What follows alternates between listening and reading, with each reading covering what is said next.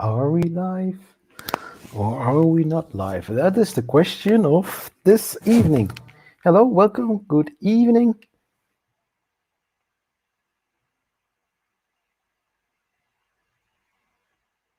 So, how is everybody doing? This is Zachary from Zachary 3D Prints. I used to have the camera over there, but I'm using my DSLR on this side. So, hello, welcome to Zachary 3D Prints. It's Friday evening for me. So, where are you hanging out? Are you still working, getting the last things done before your weekend is going to start? Just let me know in the chat.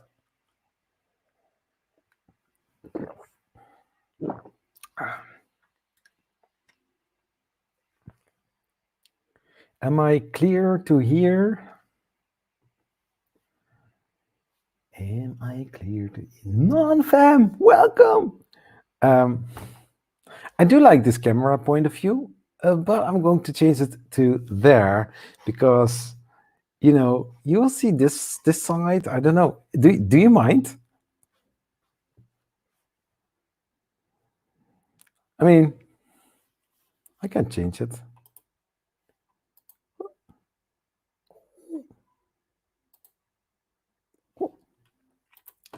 I can change it to this.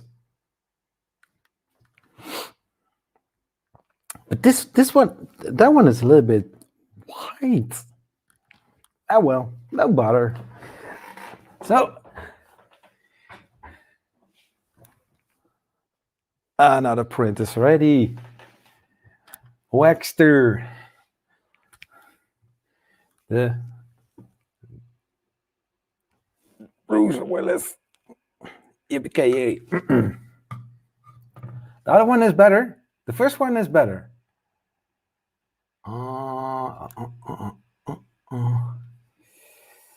Then I am going to change that one to there. Shall I? Yeah, why not? Why not?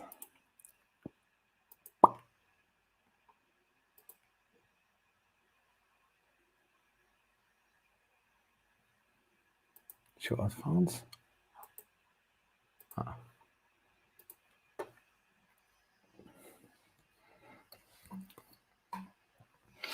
Here you can see my skin imperfections as well. But I noticed there is a little delay. Do you also notice that? Or is it just me?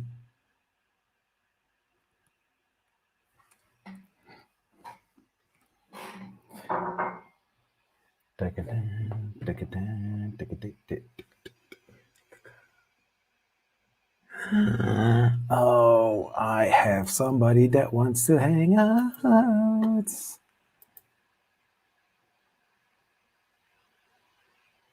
Yeah.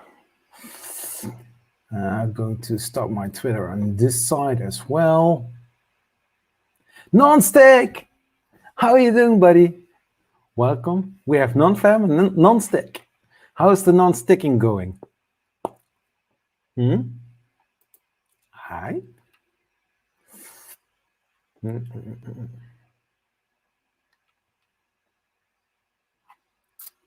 I can do something like that. I'm just putting the camera like here. So I'm going to move the camera over there. And then I have the other point of view. Maybe you like that. Just a second.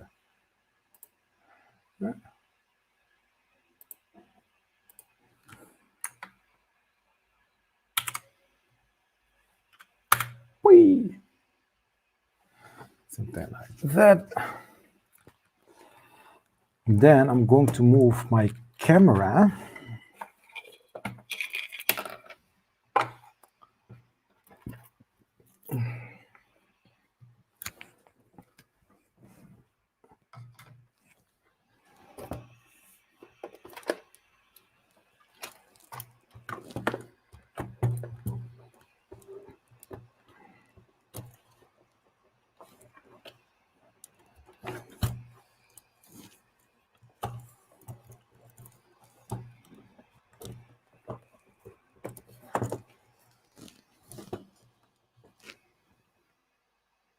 Better like this? Is that better like this?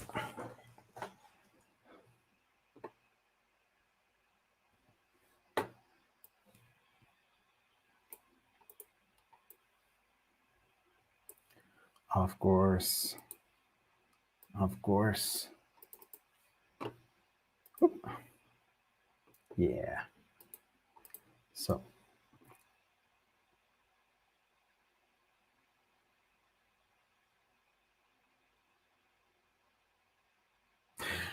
So, yeah, I have just going to sit a little bit back because the camera is a little bit, you know.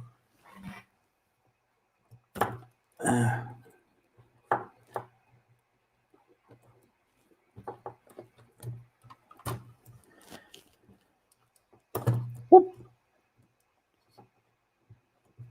So.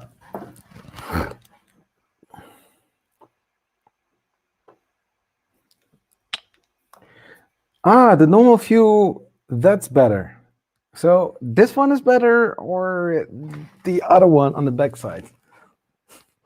I'm just going full around a little bit. It's Friday, why not? Or you want to have this one? Or maybe this one? Hello? Hello? Nah, just leave it here. So, that's better, right? Hey, 3D Belgian. Zachary. My name is Zach. My name is Zach. Well, Zachary. Something like that. So, how you doing? I had a long bath, so my eyes are a little bit dry, but everything else, that's okay.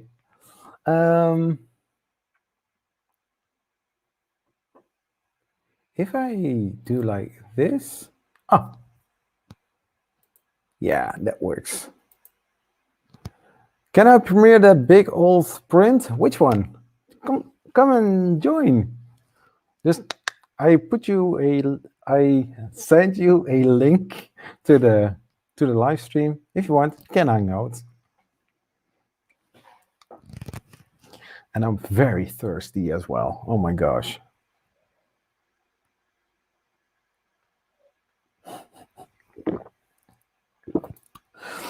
Now, non-stick. Usually, I have the Logitech C920 camera, and I use this camera. This camera here is a DSLR camera, the Canon M50, and that one I usually use for recording and some live streams. But I got it working. It's running fine in the how is it called? A webcam Canon utility software, which wasn't working properly. It's still a beta, but now apparently it's working because now I switched it on without any problems. So hey, it's doing its thing.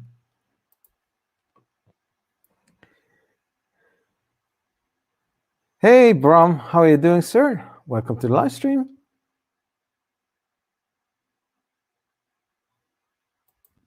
So the normal view is behind the camera. Yeah, indeed. So it's also have a focus on. I hear a book. And here we have our buddy Davey. How are you doing, sir? The 3D Belgian. Hello. Hello. This microphone work. What? The microphone is low, isn't it? Yeah, I thought it was my problem. I was already checking my volume, but it's your volume.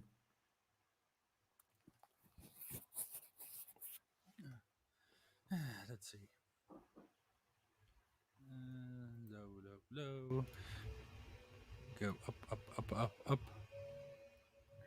Is that better? Yeah, I see also here the volume bar increasing. So Mm-hmm. so that's nice. But I can hear you properly. So Okay, that's good. So yes, let me show you the big print that took 5 days because I had to do filament swaps. Tudum, Oh, tudum, tum tum, tum tum, tum tum, tum tum, tum tum, tum tum, tum tum. oh my gosh. Elon Musk, and look what happened. It hell failed 3 times. Oh yeah, really? Yeah, I mean, look at it. Good job, Prusa. No, it's a Franken-Prusa. Yeah, it's like his brain was like, eh. This this is what happens when you go on Starship. Oh my gosh. And Well, I miscalculated the filament. I still have like 3 colors left.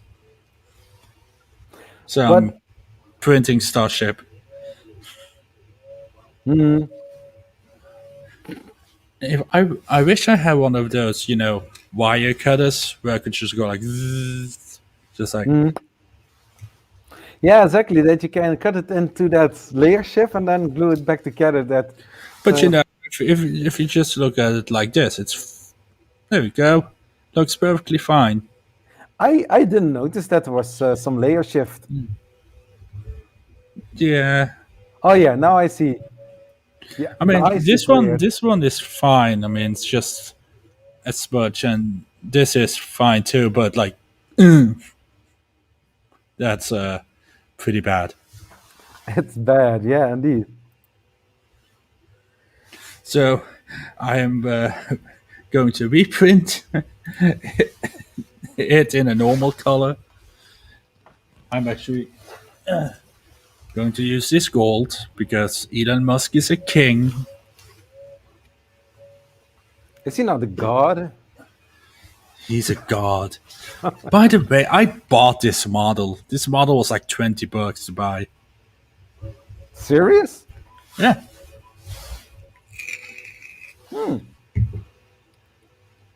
Hey, Solon, welcome to the live stream. If you want, you can join. So I had Bruce Willis, and I got more Bruce Willis here. So it's the one with the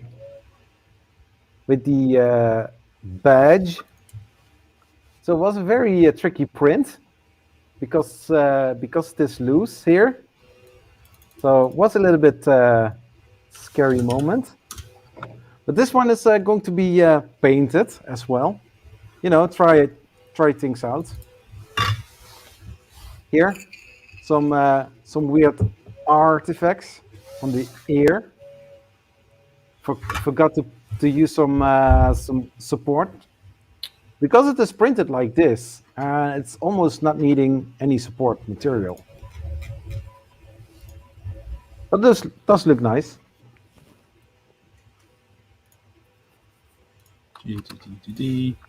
Something like that. Scale to 400. Boom. Looks nice. And also Bernie Sanders with some stringing issues. Oh, you don't see that.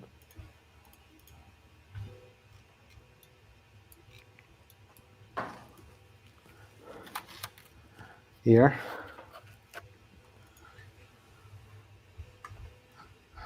Some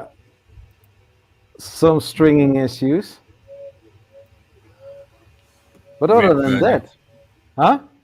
I dare you to rip off the face supports right here on camera. I dare you to. Challenge accept. Like front of the camera? Or Yes, just... reveal Bernie's face to us. Do it. Okay, no problem. Pure pressure.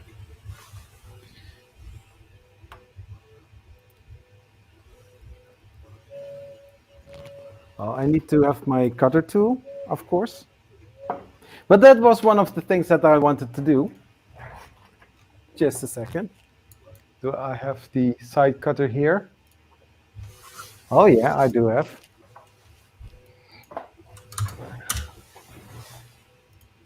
Uh,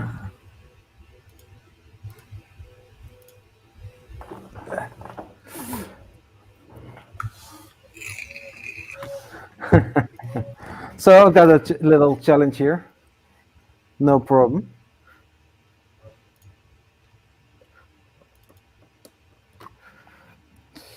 So how is everybody doing? I'm doing all right. Yeah.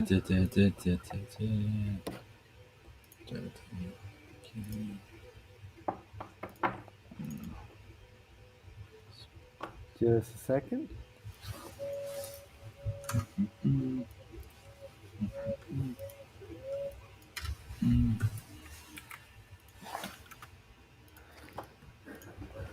Hey, Mega Viking, how are you doing, sir? The pressure is on. Yeah, non-stick. The pressure is on. I wanted to do this on a other video. So Solon is quick. Where's my mouse? Huh. Hello, how are you doing, sir?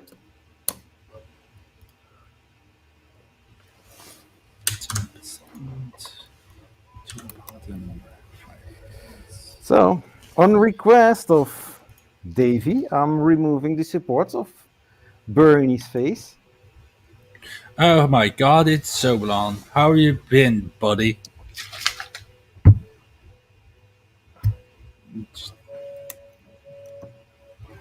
It's kind of creepy. It's just this panda looking at us. Yeah, I think his microphone is on mute or something like that. Or he's doing something else in the meantime, which is not in this room. Or he is. Yeah, Solon, we can't hear you. Yes, and G Fuel, Bahama Mama. Good stuff.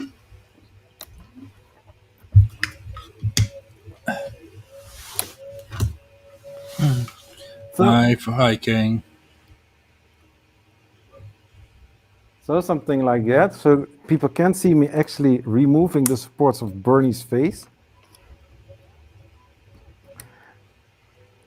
This is the same model that Joel used for the resin printing. And this is printed at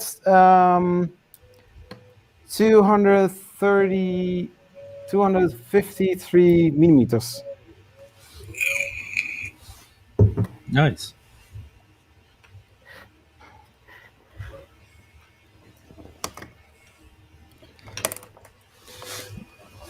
And I've been into the crypto gang lately. Let me guess. Doge, No. Dog, or how would Doge. Doge. Yeah. What does it stand for? Doge? Just Doge? Doge? It's dog, but it's Doge. Doge is the name of the meme and the dog. oh, the meme dog. Wow, nice. I didn't know that was related to that.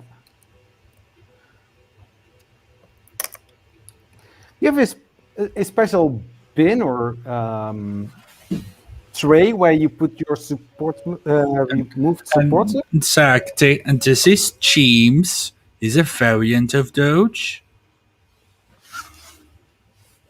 Then you got Swole Cheese. Then you got Swole Cheems. He's like the chat version. But I had Doge, I made my profit. There we go. Then people stopped caring. By the way, Solon, are you still hodling Doge? Is this working? Yeah, good. Yes, yes, working. I am. I am still. I still own quite a bit of doggy coin. Doggy coin. Are you waiting for Doge to $1? Actually, I might hold for some of it, yes, but I'm probably going to hold on to most of it for quite a while, Just because it's Dogecoin. just because it's doggy. I guesstimate a maximum of 15 cents, considering the coin, because of the whole bad thing of not having a limited supply. Inflation, my dude. But I am currently mining ETH. I don't mine anymore. I used to mine back in the days, like 4 years ago. Well, let me rephrase that. I am using the idle cycles on my NVIDIA card. I don't actually have a dedicated mining setup, but I am making $3 to $4 a day in profit. Yeah, but how much are you losing on power? Okay, let me repeat what I just said. $3 to $4 a day in profit, which means I've already accounted for my wear and tear and my power. Yeah, and then when Ethereum matches Bitcoin, it becomes 50 grand. Then that Yeah, I know. $3 is like $40. No, yeah, times 10 would be about $40. So how does my audio sound, just out of curiosity? It's Very, fine. very nice. Okay. But I got about 7 different filters on it right now, and it's actually pumping through OBS.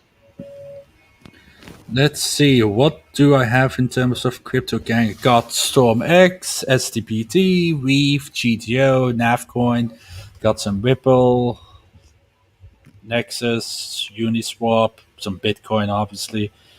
BNB, because BNB is a good long-term investment, by the way. The face of Bernie.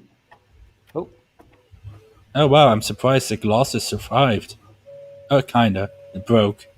yeah, I do have a 3D pen, which I can use in this kind of case.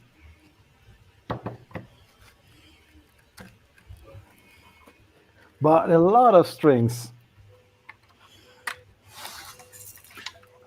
But yeah, I was like, okay, I'm gonna spend $1,000 on crypto to get back in the game. I was like, $500 in Bitcoin and like $500 in Binance's own coin BNB, and then the next day BNB went up like 15-20%. I'm like, my $500 is $750 now. Instant profit, Zach. Instant profit. Instant. Yeah, see, And for then me, the- I can get away with running the miners because my power is like 8 cents a kilowatt hour.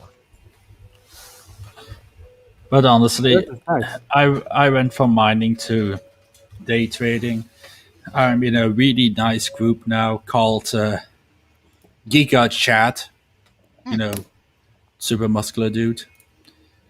And they have like alerts, senior alerts. And it like detects like pre-pumps. It's like, oh hey, this coin went up 5% in 7 minutes, and then you Oh, can nice. jump in and then Drive it up even more. I've got a bot. I've got a fully automated bot now. Because I want to take profit of the pump and dump scams. Yeah. And why not? It's like a bot, and it like you aim it at a Discord, and when they post a coin in like about 20 microseconds, it buys the coin, sets your profit that you want to get if it gets there, and a limit to your loss if it dumps. Yeah. Like 20 microseconds. It's insane. And now it's got like a feature. Let's just say the issue now is with the big groups. There's so much speculation which coin they were gonna pump.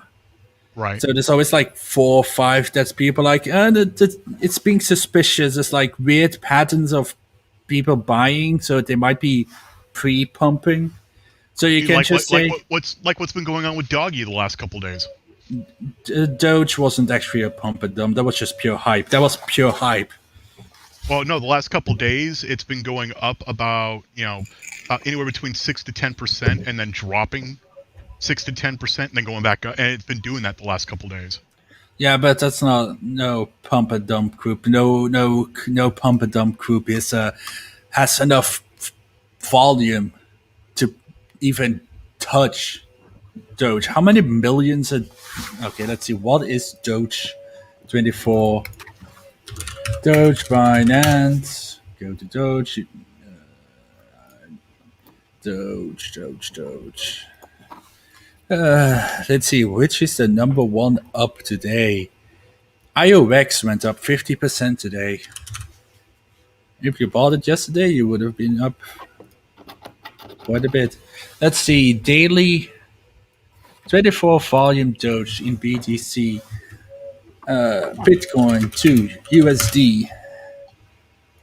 This day alone, the day's not over yet, there has been... No. 108,670. Hold on. 108,678,426 US dollars in volume in a single day on Doge. So no, there's no single group that's manipulating Doge, or all of them combined. Yeah. I think the biggest one that's like big bump signal. They have like 10 million power. So yeah, so what we are doing now is like we get like a couple of coins that are being suspicious. So now this bot has like an option to just divide. They say you take $100 and you're like, okay, these are the 5 coins. Yeah. Split everything up in those 5 coins, and the moment it's one of those, it sells the other ones instantly. All I'm hearing is I have this nifty way to make money on the side, and I'm being too lazy to actually share it with people. The bot isn't free, trust me. And the bot is actually like, key. It has a key, and you need to buy it. Or where is this bot? I don't think you want to know the price of this bot, man, dude. Well, this guy went on the market when Ethereum was like $400. Mm-hmm. The price is 1 Ethereum. Oh, so it's 1,800 right now. Yeah, but like if you're part of the chat group and you're a senior, you get 15% off because they do a collab. But if you do a good run with your pumping, there was a guy, he like put like a half Bitcoin in on the Sky pump from BPS, and he made 300% on that. He came out with 1.5 Bitcoin. Nice. And then the next pump from there was a scam, and he lost his Bitcoin. The idiot decided to just go all in, and he lost all of his profit. But he still has all the Bitcoin. Oh, and he didn't make up his profit then because Bitcoin went up. Yeah, but he went from 1.5 Bitcoin to 0.5 Bitcoin. Oh, okay. I participated in that pump. Even with a bot, I lost 70% on that one. It was bad. Yeah. If you anybody who's watching, if you ever get contacted, hey, join this group, Big Pump Signal, and there's this guy called Dominus. Don't. Because we have estimated that in the last 2 weeks, his group, or just him, I don't know how many people in his inner circle, made about $50 million. Wow. In 2 weeks. Wow. Because we can calculate afterwards, you can calculate the manipulation that was going on with the price and the purchasing. Yeah.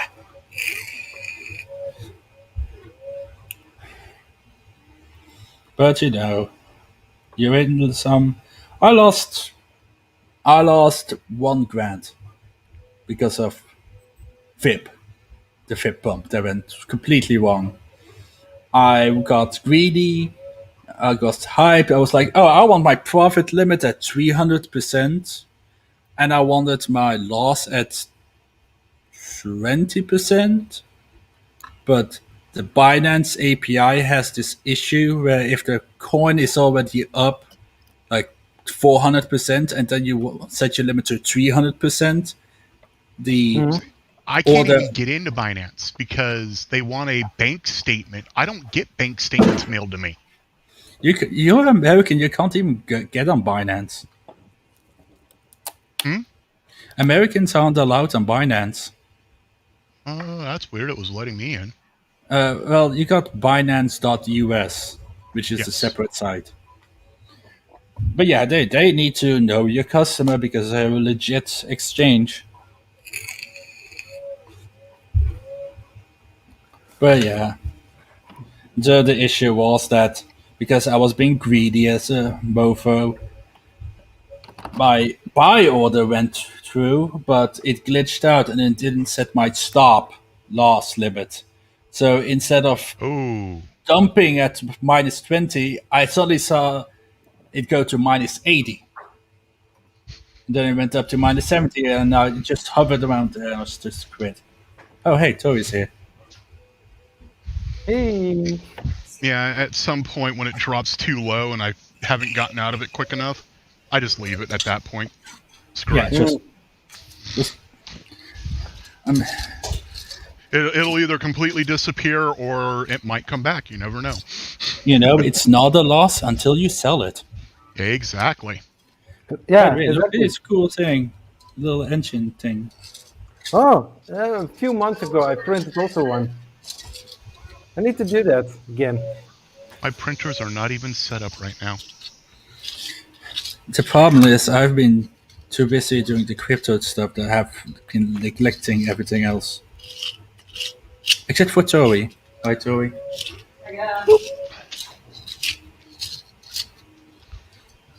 I have been busy with puppies. Ah, yes, Doge. I saw that. Yeah, cute. Hey, Tori. Yeah. Hey, Dan. Two boys. Thank you for girls. the $1. Yeah, the big print is done, by the way. How, Thanks, man. yeah, now you can buy like a 1 cent, like a 0.00001 cent coin, and maybe it will one day go to $1. I own about 2,500 doggy coins right now. 2,500, so that's about that's a decent amount of cash. Tasty like button.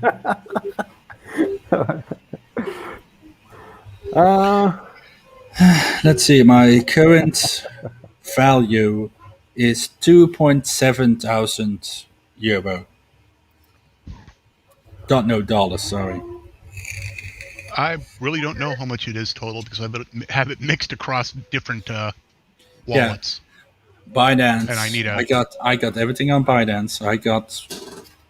I am slowly moving everything over to Exodus. But Zolan, if you want, I can send you the. You know what?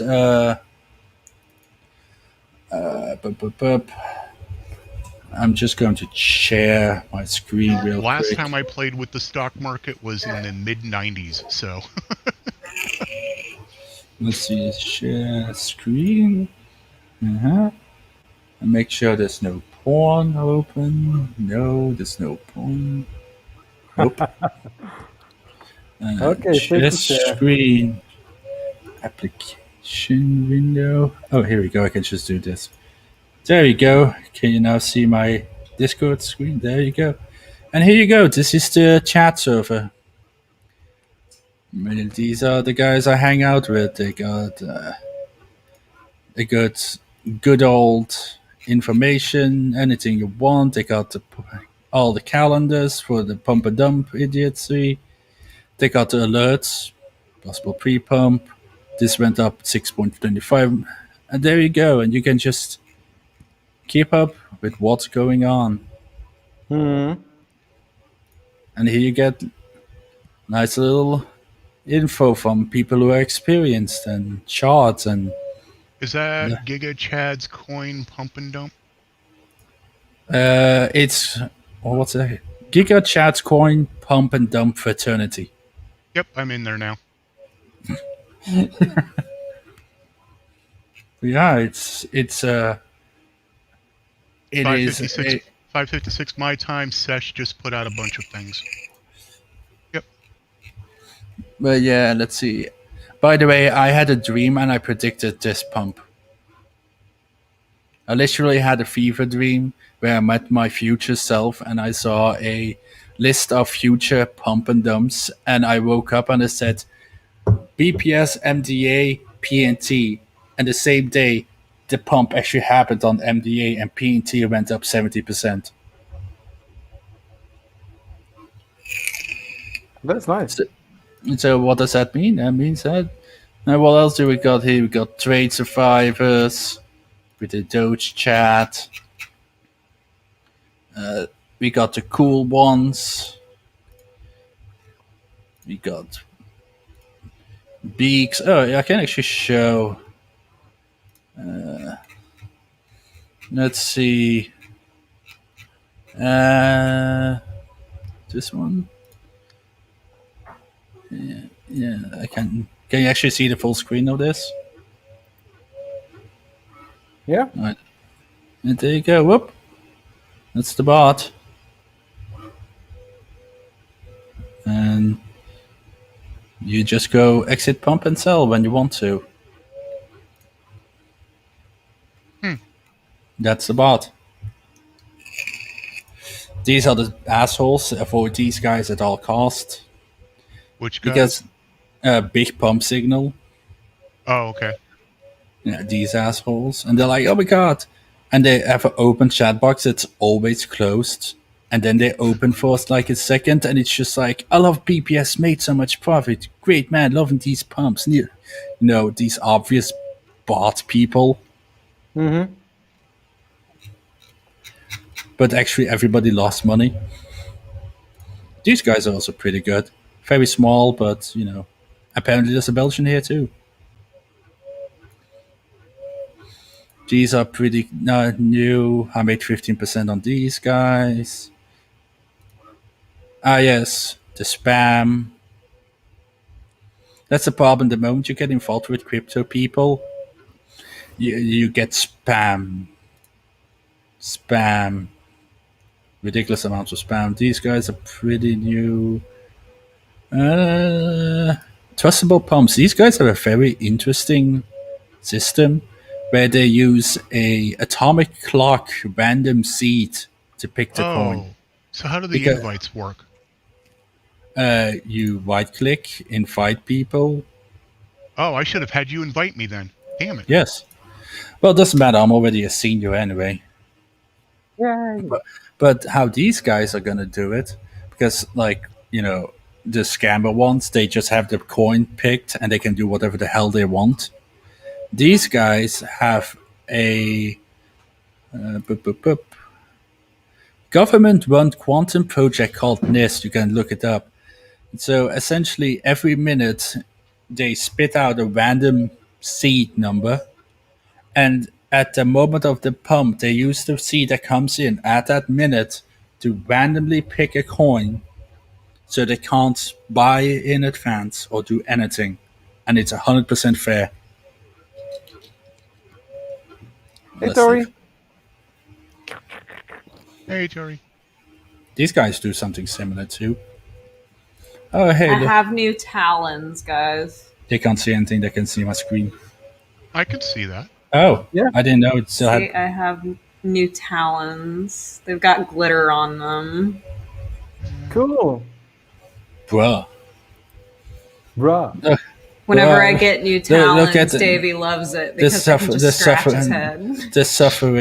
The suffering of the iFactory people. Oh, iFactory. But So hey, many problems. Ooh, that's a sword. hey, some people are actually getting decent results out of them now. Sword. Yeah. SORD sword. But yeah, I can invite people if they want to, especially get in this group. Tori was in there too for a second. Oh, Zolan, read this. Doge is rising again. Yep. Doge rises again. Doge can freak off. Yeah, if it gets above 0.8, I'm gonna dump a little bit of it just so I can, make a little bit of money on it instead of losing money. So did you buy a top, pretty much? No, actually, I bought most of mine at between 0.063 and 6.8. So you bought at like mid-peak? Yep. Man. Yeah, when I noticed Press Reset was out there pimping it, I decided at that point, maybe I should give it a shot because I'm not out anything really. Man, I used to own like 50k Dogecoins, then it got stolen. Oh, how'd it get stolen? Total hack. Hold on, let me see if I can pull it back up. Messages. Tweets and replies, media. But yeah, essentially, guys got into my Google stuff. They got past my 2FA, no alerts on my phone. They got an encrypted file that had my recovery seed of my Koinomi. They cracked through that, and then they just emptied out everything I had. Oh my god. Oh, jeez. Let's see. I lost 1.4 Bitcoin, 27 Litecoin. I lost 1.8 Ethereum. I lost 47,000 Doge. There we go. I lost 14,000 Verge, 39 Strat. Yeah. I lost quite a bit. All stolen. That's Stolen. terrible. Also by some guy from Bulgaria. Some guy from Bulgaria. Because they got my things and they did a password reset on everything and then they deleted it in Gmail. But in Gmail, you need to go to your deleted folder and permanently delete. Right. Which they didn't.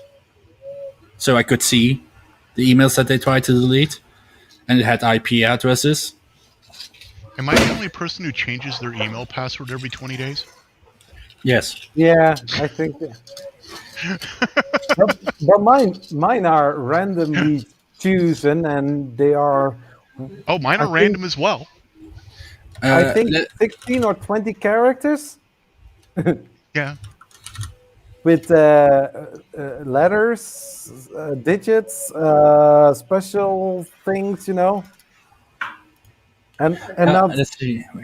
and not those special top secret passwords that everybody can guess. Name, wife, maybe the day of birth, something like that.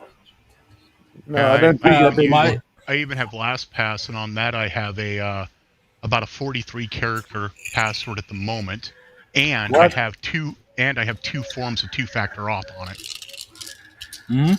But I made a mistake. I now currently have a 58 character password on my main Gmail.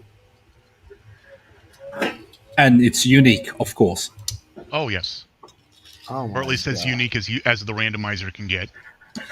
Well, yeah, but the chance that they, how many and it includes symbols and everything, upper, lower, symbols, numbers. The chance of brute forcing that or getting lucky enough. Why did I have to click on allow for Maker Vikings comment? That was weird. Because he said shit. Oh, yes. I didn't catch that.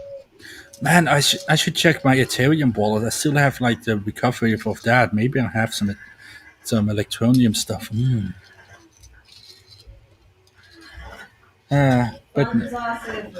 But I am going to slowly recover. I am currently making, I'm recovering what I lost on Big Pump scam. These guys have been at it for 7 years. This particular group, 7 years of scamming people. Oh man. Hey, Lightspeed. Welcome. Yes, I'm wearing the big headphones. Boo-ha. I also have big headphones, but yours are Actually, bigger. you know what? Next time I'm just gonna put in earbuds so you can't talk about my headphones. Here you go, Elon. Here you go. There we go. Yes. Whisper sweet nothings to our Lord. Tell him which coin to pump. Man, Elon Musk is so lucky that crypto isn't regulated, or the FEC would have been on his ass for market manipulation. Yep. Oh man. Oh, Lightspeed, bye-bye then. What's the No, short one? he's leaving me alone on my headphones. Okay. What's up? I fixed the tension issue. Oh. Yeah, I heard. Drugs? I'm like, It was just that little crack in the casing. I just painted some UV gel nail polish over it and cured it, So- and it works fine now. I mean, So the tension was caused by her crack? yeah, the tension on her sewing machine had like a crack on the plastic part, so she just put some nail gel in there and like cured it. Not a bad idea. I am indeed a Tesla owner. Modern problems require modern solutions. Yes, here you go. Yes, Tesla key. Wow, nice. So, in a way, it's kind of annoying because I'm used to normal keys, and now there's a car up my ass.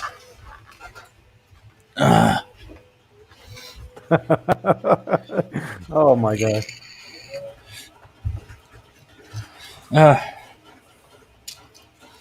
But hey, now it's the time to get into crypto. It's a very bullish market right now. Mm-hmm.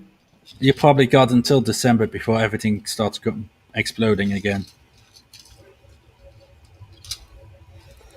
I can try. I But mean, I'm always very cautious with that. a very good investment is ADA. ADA is a very solid project that one should go to a couple of bucks in like a year. Gold is also a very good project. Mhm. Reef is apparently really good. There's What? like Really? Reef. I don't know what the hell they do. I just they were telling me it's a very good project and I trust these people and I'm still going up. They've been telling me, hey, you should buy ADA like for the last 2 weeks, and ADA went from like, let's see, what was ADA at 2 weeks ago? Binance ADA BTC. Wait, is it ADA USDT? Yes, ADA USDT. 1 week chart. Okay, so ADA on.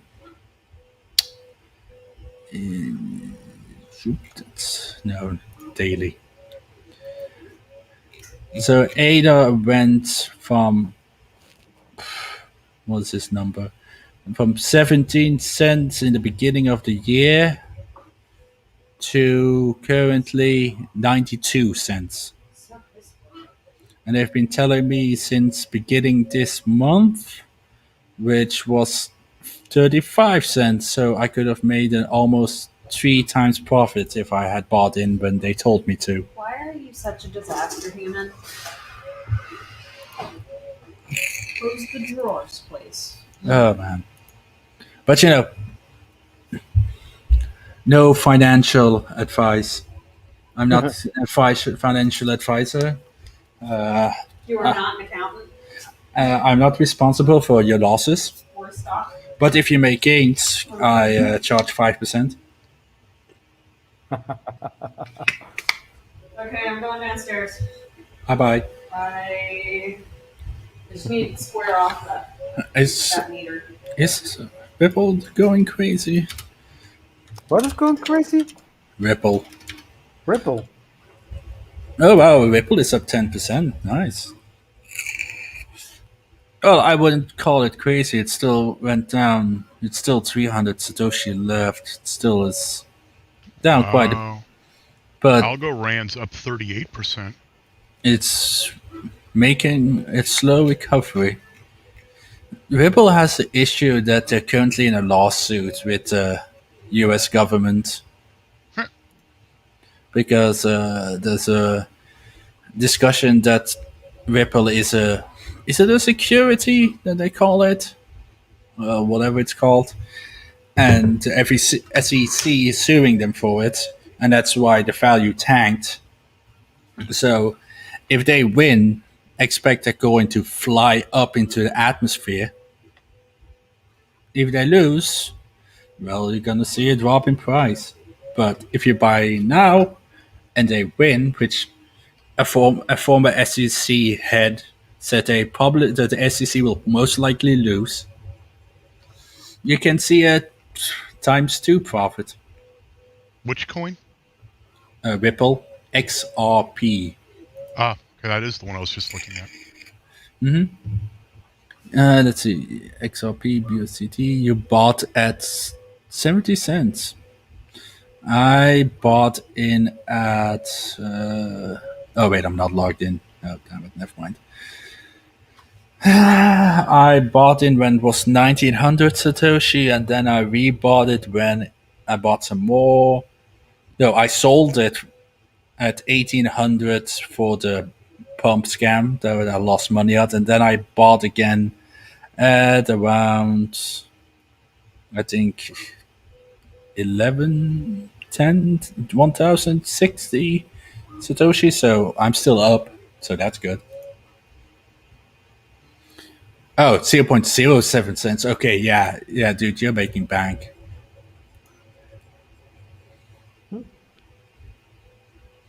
You're making big bank on that one. Oof. But hey, you just need to like have a alert for new coins that go onto Binance, because we got a good old Lit who went from when it first launched on the platform, it was at 364 Satoshi, and in like 12 days, it's now at 18,000 Satoshi. That thing has been doing like 100% daily. Well, currently it's 14, it's chilled a lot, but yeah. New coins and show up. PNT too. I think PNT is new. Oh no, not PNT. Yeah. It's a wild place, man. It is. Well, that's what you say. That's why you need a group of people who know what they're talking about. They told me back then, hey, you should buy some lit. I think it might do something. And if I did, I would have bought at 300 Satoshi, and I would have, what's that, from 300 to 17,000? Woulda, coulda, shoulda. I missed the Google IPO by $500. I should have All I bought. needed. I should have bought Tesla stock. Oh, Oh, my filament ran out. Beep. Yeah, no, shut up. Shut up, Cruiser. I know that you're empty. And the beep for me was because my battery's charged, and now I gotta put another one on. you also had a beep at the same time. Oh my god. I am slightly mad at you, Cruiser. You screwed up my print. You destroyed Elon's beautiful face. It's like he's like. But But hey, look at these lovely, lovely colors from Polyalchemy. Very They are nice. looking nice. Very nice, very shiny. Especially this purple. Very nice. How heavy is this thing anyway? Expecting heavy snows tomorrow, and I want to try to fly in while it's snowing. Yeah. I hope it's not going to snow here again. Oh, they're predicting anywhere between 6 to 15 inches of snow here. Oh my gosh. We just we are ending our 1 week of -2, -7. Oh, that So- would be nice. 15.24 centimeters to 38.1 centimeters of snow. Oh my gosh. And this is an area that doesn't normally get snow like that, so it'll be interesting. You want a Binance referral idea? I think I can give it that. I can give you that. What the hell is a Binance referral? Dan, the problem is you have to be overseas to use the same one that he's using. Well, VPN. Yep, that's up, and he won't be able to get a fiat unless he's got an address over there he can use. Well, he can just buy Bitcoin from like Coinbase. Right, It's just and then it's just- transfer. Yeah, and then do some trading. But yeah, just PM me, Dan. I'll send you an ID, a referral ID. Oh, well, you got a referral ID for the Silk Road. Ooh, remember the Silk Road? Ooh. That still exists, I think. Yeah, but nobody with even half a brain will touch it. Is that bad? Yeah, It's that owned. You don't know what Silk Road is, Zach? No. In the cyber world, so in real life, the Silk Road was a road of trade and crime in Eurasia. It was something similar was created in the dark web, or through Tor networks, and it was primarily crime. Well, FBI and a few other organizations, not just in the U.S., have pretty much taken full control of it. Well, it gets rebooted, but every single time it's like, is it the feds Or is it exactly? But yes, Zach, the Silk Road, the original Silk Road really got targeted because apparently the owner ordered a hit on somebody. And that was part of it. The other part was some of the larger cartels started to use it in order to sell drugs. Yep. Dude, you could just go on their website and just be like, oh, hey, here's all these vendors. They have ratings, they have comments, they have reviews. Mm-hmm. You can just could be there. I want to get some crystal, and just be like, I want this much, and you just give an address. You pay in Bitcoin, they ship it to you. Oh. And you know what the nice thing is, Zach? Because in Europe, the post doesn't really check our mail in between European countries. So you could like, as a Belgian, you could just go to the Silk Road and be like, I want some Marichi Duinis. And I'm too lazy to go to the coffee shop. Yep. And they would like vacuum seal and put in like an Amsterdam tourism thing, and they would put it in an envelope and they would ship it to you. Or like you would want some sniffy sniff, and they would just mail it to you. You would just get an envelope, and there's hardcore drugs in it. And it's like, what the hell? That was the other problem. Silk Road and really a lot of places on the dark web have become havens for people that I would prefer to just put a bolt in the head of. Yeah. Yes, Zach, the internet is not a safe, innocent place. Have you heard of red rooms? Heard of what? Red Is that rooms. something like? Yes. Is that something like a chat room? Oh, Solon, he's so innocent, right? Yeah. Is that the same kind of room as the dark room? That's the red room is essentially you pay to gain access to the room, and it's essentially a live streamed torture of a human being. And you Yep. pay Or them. worse. Yeah, It basically, have you seen the movie Hostel? It's the same thing. like you pay to watch Or it. 8mm. You pay to watch a human being tortured and killed. Oh. And if you pay the most, you can decide what happens. Snuff. But red rooms aren't real. There's never been actual proof of a red room being real on the dark web.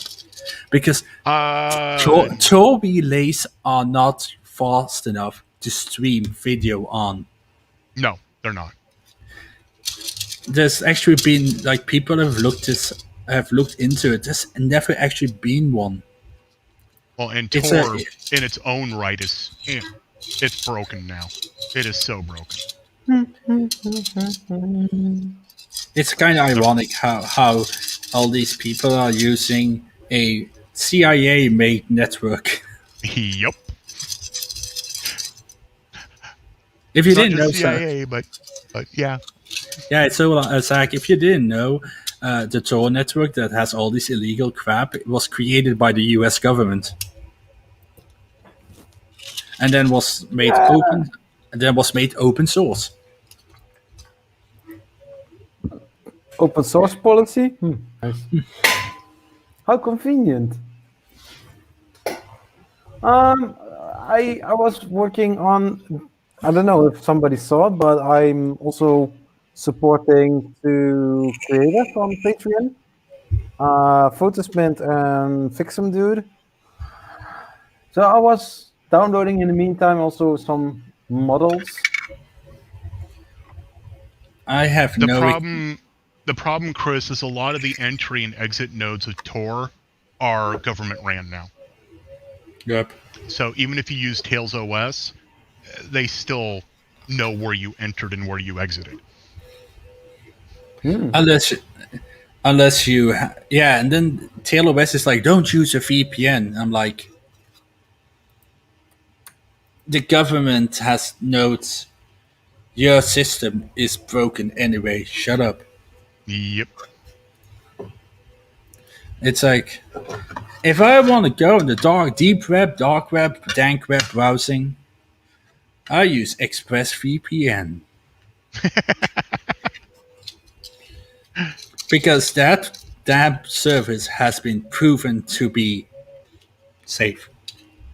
The Turkish government seized one of their servers and found nothing. Because, like, a Russian ambassador got shot by a Turkish guy live on TV or something a couple of years ago. Was it what? Somebody got shot on live television. And that guy did email traffic using ExpressVPN, so the Turkish police raided the server that he was using, and they found jack. Nothing. And now ExpressVPN has gone even more anal, and they have, instead of using hard drives, everything is run on RAM. All this service now just use RAM. Yep. So the moment that the feds try to take anything, they turn the power switch off and all data is gone. Not that even kept data, apparently. So Nonstick's wondering if you're still building your printer. Which build print? Oh Yeah. yeah. I'm not currently not working at that. You know, I need to order parts. So I want to buy Vikings Umir printer. Umir? Umir. I want Umir. I want big print. I want big boy. Man, the only reason why I'm into crypto is buy printers. Yeah. I'm hoping I might strike one of them well enough that I can build my new house and get out of this junk. Honestly, for long term, BNB is a good option because it's Binance's own coin, and the more people use it, the more it raises, why it goes up in price. Bitcoin, even if there's another bubble popping, in a couple of years, there's going to be a boom again, like every single time. Remember 3 years ago, where it's like Bitcoin is dead, it's going to zero. So there we Yeah. are now. We almost kissed 50K. Yeah, some people were also talking me out of the Bitcoin. So I did. 2014, when it was at 600 euro per Bitcoin. Yeah, and don't you feel bad for not doing it? I have actually done yeah. exactly what happened in Big Bang Theory. Out there somewhere, maybe in one of the boxes I have still, is a hard drive with my original Bitcoin wallet when I first started mining it, when it first came out. Ooh. And I don't know which box it's in, if I even still have it, if it'll even still have data on it. Bro, I would go and look. There's a guy that like has his hard drive with his original Bitcoin wallet in like a land dump somewhere, and he paid like a company just dig up the entire landfill to find it. Oh yeah, especially when it is quite a lot. Oh, puppies! Yeah, puppies! Yay! Yeah, I was just checking on them. Wife had to step away. She got up and walked away from the puppies. I'll put them in the box. So I'm going to print another print. I got a signal. Then good dip to enter buy between 14,700. Nope. Yeah, it's nice. I got all these signals, and it's like, hey, this is dipping right now. It's solid. The numbers still run out, but it's a dip, so you can buy in now. But then you got like people who like go insane and they're like using triangles and Fibonacci crap, and it's like lines everywhere. I'm just like, I don't have time to run that shit. No, instead you have time to lose money on cryptocurrency.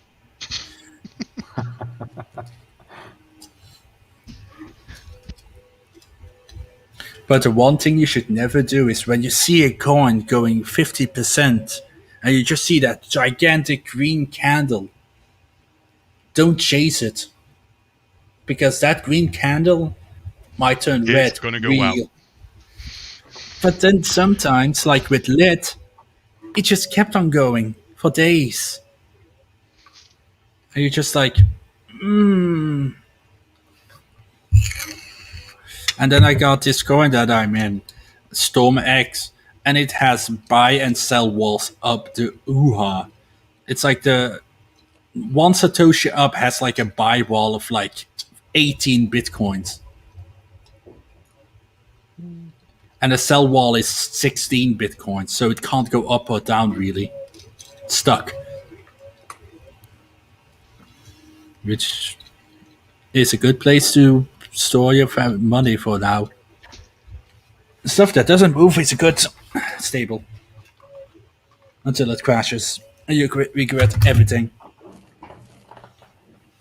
Yeah, something similar like the Bitcoin in 2014 when it was at 500-600 euros, and people were talking me out of it. Man, I paid money to a Dutch friend back in the days. We were talking like 7 years ago to buy me stuff on the dark web of a certain road. I was like, oh yeah, €50, and he bought €50 worth of Bitcoin which at that time would be like 10 bitcoins or something like that, something stupid like that. I was too stupid. I didn't know what a bitcoin was. I just knew I had to send this Dutchman money, and he would mail me stuff.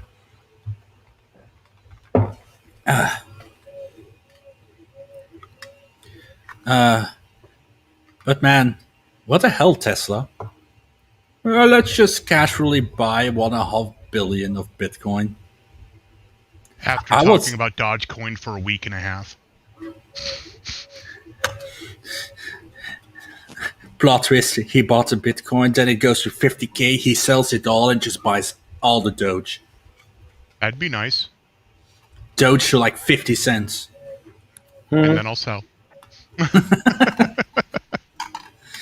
Somebody calculated how much it would take to actually get Doge to $1. A lot.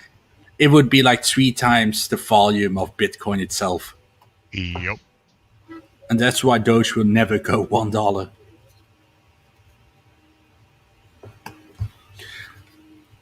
I want to, if there's anybody in the chat who can code, I want to fork Doge.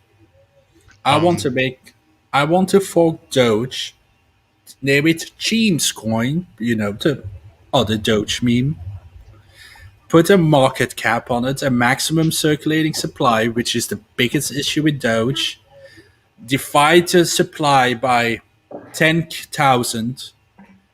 Everybody still has a balance, but it's got reduced a lot. And then, make it a modern algorithm, make it good. Make a good meme coin, because the problem with meme coins is that they tend to be just for jokes and crap. Doge, if they finally put out an update and they're like, there's a cap, it would jump in value. Because it would stop inflation. It's kind of ironic, a cryptocurrency were created because the US government just keeps on printing money. And then here comes a by the stupid... way, yeah. I write code for a living. Hey, And so does Solon. Greg. Hey, Solon, do you want to fork Dogecoin? Not really, because I don't want to get sued. Why would you get sued? Doge is open source. It's not. I wouldn't get sued by the people who made Doge. I'd get sued by the people who feel like they're getting scammed by it, because in America you can sue somebody for anything. Why would you get sued for scamming? Because that's what somebody would say. That's the problem with this country. Unless you can afford a lawyer, you can be sued for any reason. Any reason. By the way, do you think the Dogecoin owner got sued? Actually, no, American? because everybody got angry at Robinhood before they got angry at that. Really? Robinhood blocked all purchases of Dodge and a bunch of other stuff. One day. GME. Yep, GME, AMC. I got hit by the GME one. They actually canceled my orders. Because they got to protect the investors. They told us that they were protecting us. No, they were protecting their hedge funds. Yep. Oh, yeah, they were protecting the investors that matter to them. Yeah, the big guys. Yep. Billionaires.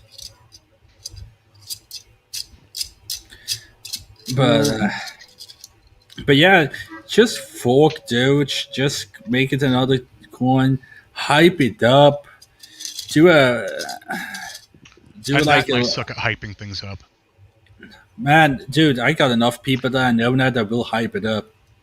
I still only have 19 subscribers to my FPV channel. Well, I'm friends with the owner of a channel with like 17,000 people in it, who then a shit ton of other channels. I can't get that round. Yeah, Cheems coin to the moon. No, Cheems coin to Pluto, because that's a dog name. I like that in picture. Hold on. Do I still have it? What do you mean, non-stick? Poor guy, lol. I listen to your prints and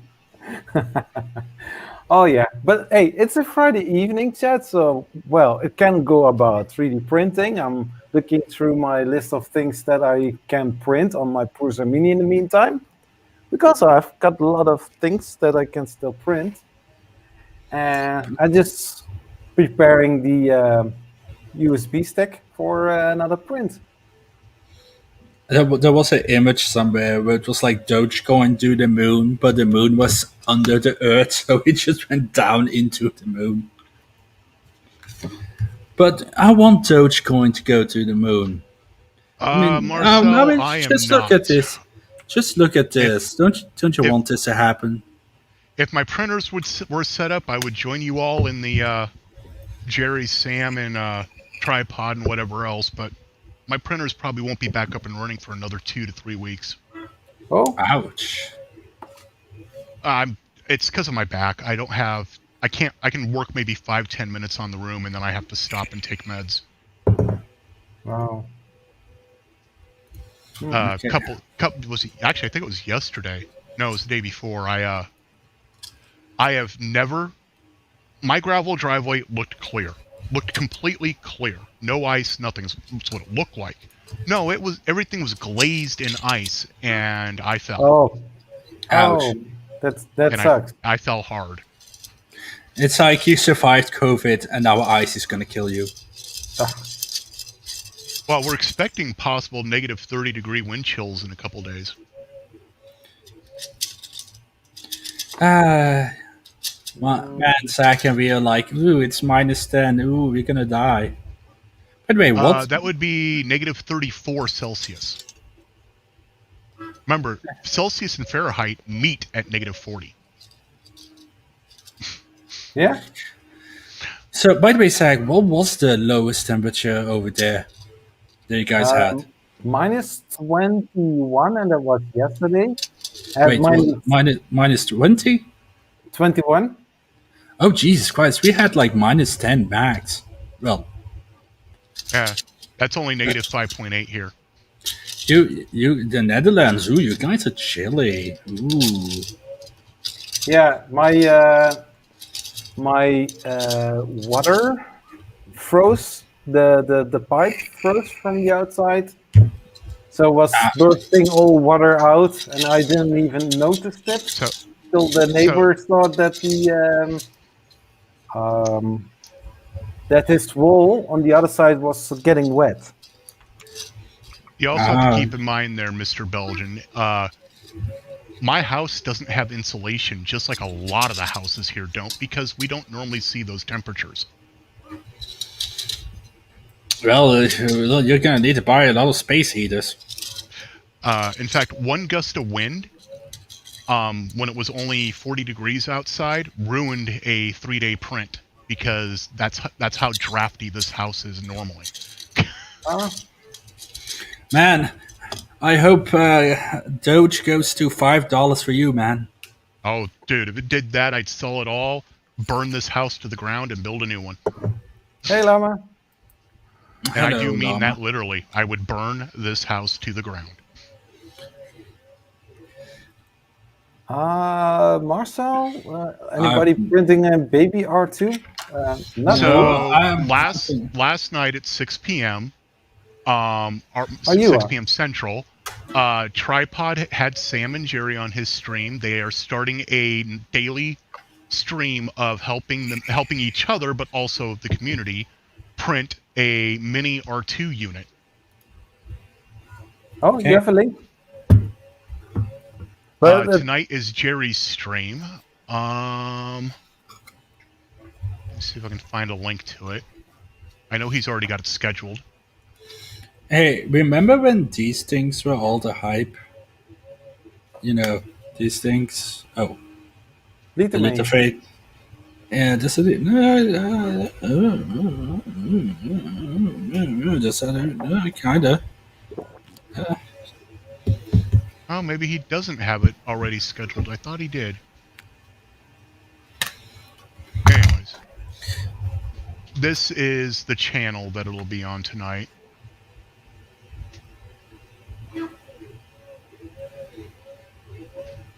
But yeah, but Sam was showing off some of what he was doing. It's the baby droid that if you only have one printer, should take you about a week. I think Dan's jumping in on this as well. But is it a week to print, or what's the story behind it? With one printer. What they're actually building is, so the really tiny R2 unit that's about almost a meter tall, not even a meter tall. Sorry, wrong. About 15 centimeters tall? I don't remember exactly. Either way, it's the little one. But what you're printing, you can actually put servos and wheels and things in, and you can control it with a remote control. Okay.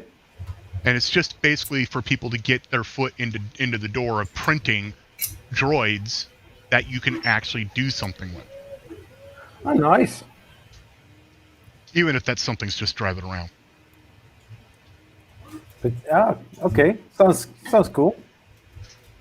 It has my interest. I wish I knew sooner. I probably would have put more effort into getting my printers up and running sooner. I can imagine. At this moment, I'm running a more colored prints. I posted something last week about getting skin color right. So I have several of these, so I'm going to try it out with an airbrush, color mixing, and get some nice, decent painted 3D prints. So that is something I'm working on. Also, for that reason, I printed Bruce Willis a second time to also print that one, to also paint that one as well. And now my phone is going nuts. I just got 7 winter weather advisories at once. No, I don't need magic goo. There's already magic goo on there.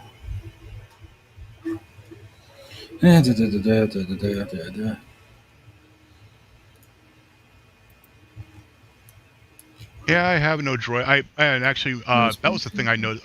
They're using a Fly Sky controller, which is nice because that means the one I already have can work. Mm-hmm. Save. Skill. 600%. 600%? Nice.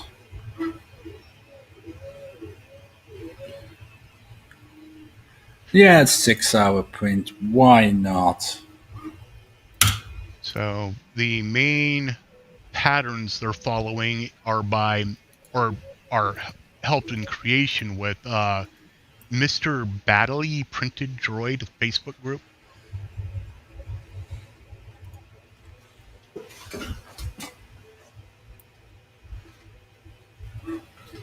Oh yeah, Marcel. My problem was I don't have any RXs that are PWM capable without me buying an adapter board or something.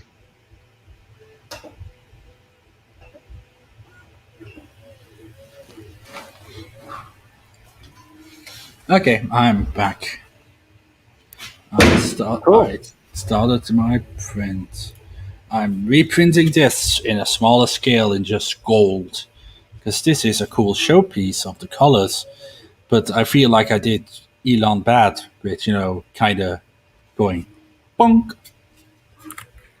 I still don't know why this happened. I really don't. No. Can it be that it's because it's like somewhere?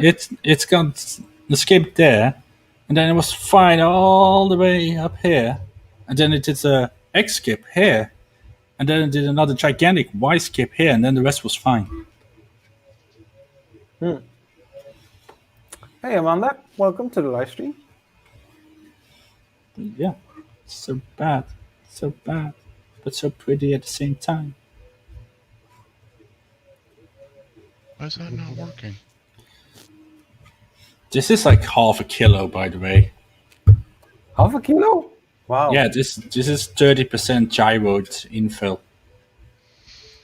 I had like 508. No, I probably had like 600 grams of samples left. So, like tradition, I use up all my samples that I have left over for a big multicolored print. This is 1, 2, 3, 4, 5, 6, 7, 8, 9, 10, 11, 12, 13, 14 manual swaps. So I know for a fact that my runout sensor on my proofstar works. But this took like 4 days because, you would go to bed, it would run out during the night, you would wake up too late, so you don't have time to start it again. You would come home, I would either pass out or I would continue to print like today. Yeah. Because in and all, this would have been a 40-hour print if I could make it just go in one piece, like just go. But if I did a normal amount of infill and not 30%, this probably would take like 24 hours.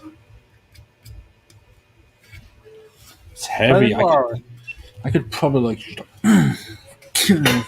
screw you. We don't like fiat. Fiat. Yeah, isn't it kind of ironic how fiat is money, but it's also a car brand? Fix it again, Tony. Yeah, we here in the Netherlands, we say fiasco technique. Like Yeah. yeah. I don't know how you translate it in English, but yes, look at Elon Musk's voluptuous lips.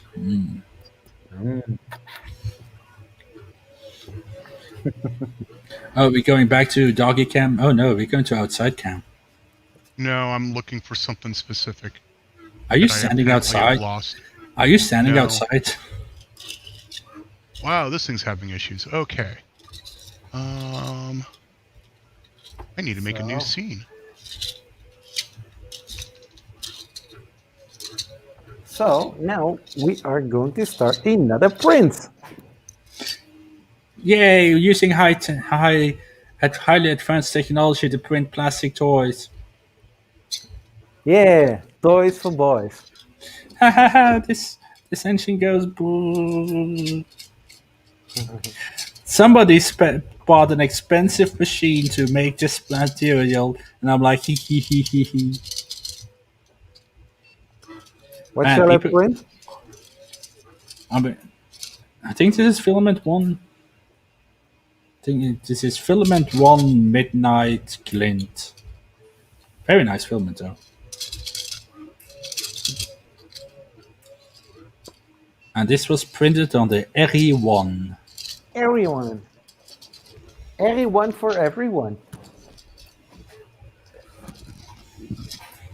So yeah, because of the crypto storing, I did not buy the CoXY printer. Wow, delay.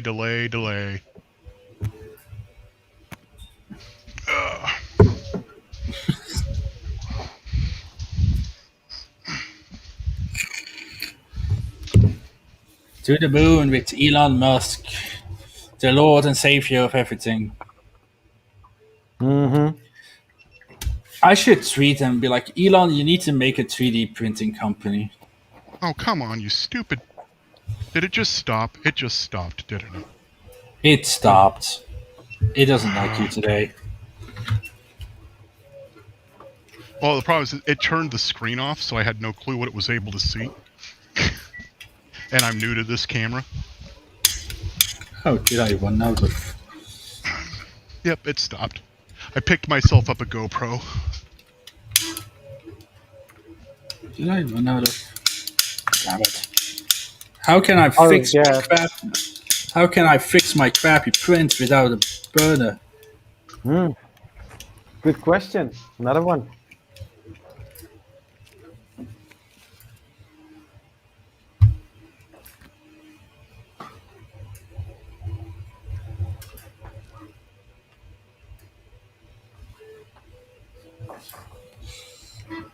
I'm still trying to make the Geetech cooperate, it's been a rough ride.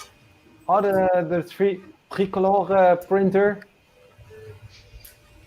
It kind of prints like shit. But prints plastic and shit. Hold on. The main issue is that I need a hammer to get the prints off. Really? Wow.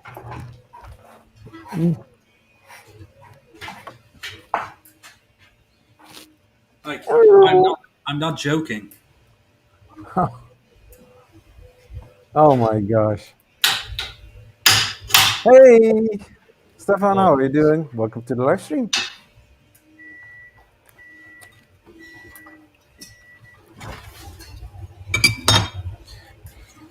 I made They're that. not I really made that cute screen until they print, get a little older. Hey, here you go. Here's the Wow, latest.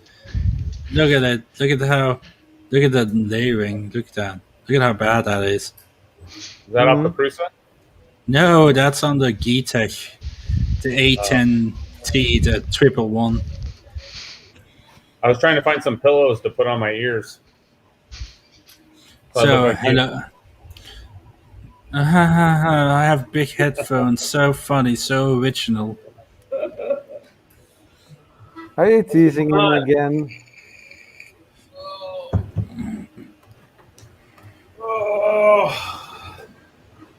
Do I have small headphones? No, I threw away my earbuds. Damn it. How long have you had your Tesla for? Since end of December. Oh, so you just got it. Yeah. It's And only got. It's what? It's a Model S though, a new one or what? Yeah. Do you feel bad for buying now that they just came out with a new one? Somewhat yes, somewhat no. I like the new screen. I like the screen in the back seat. I don't like the steering wheel. Oh, I do. I mean, why not, right? That's cool looking. No, when I'm driving, I do this. I rest my arm on the top of the steering wheel. I mean, that's a good point, I guess. And But when you're doing, the whole point is you're going to be doing a lot less of that, right? well, Is the steering wheel different then? yeah, It looks like a what is that off of an airplane, like a yoke or? it's like a Formula. No, wait, what does a Formula One look like? But it's designed after like an airplane yoke, like the old airplanes they used to have. They have like an oblong steering wheel. It's bridged, but there's no stalks, so there's no like blinkers or the column's completely clean. All the stuff that you hit is on the steering wheel itself. So it has like a blinker button and a horn button. Like the horn, you don't hit in the middle; you just hit the button. Yeah. There we go.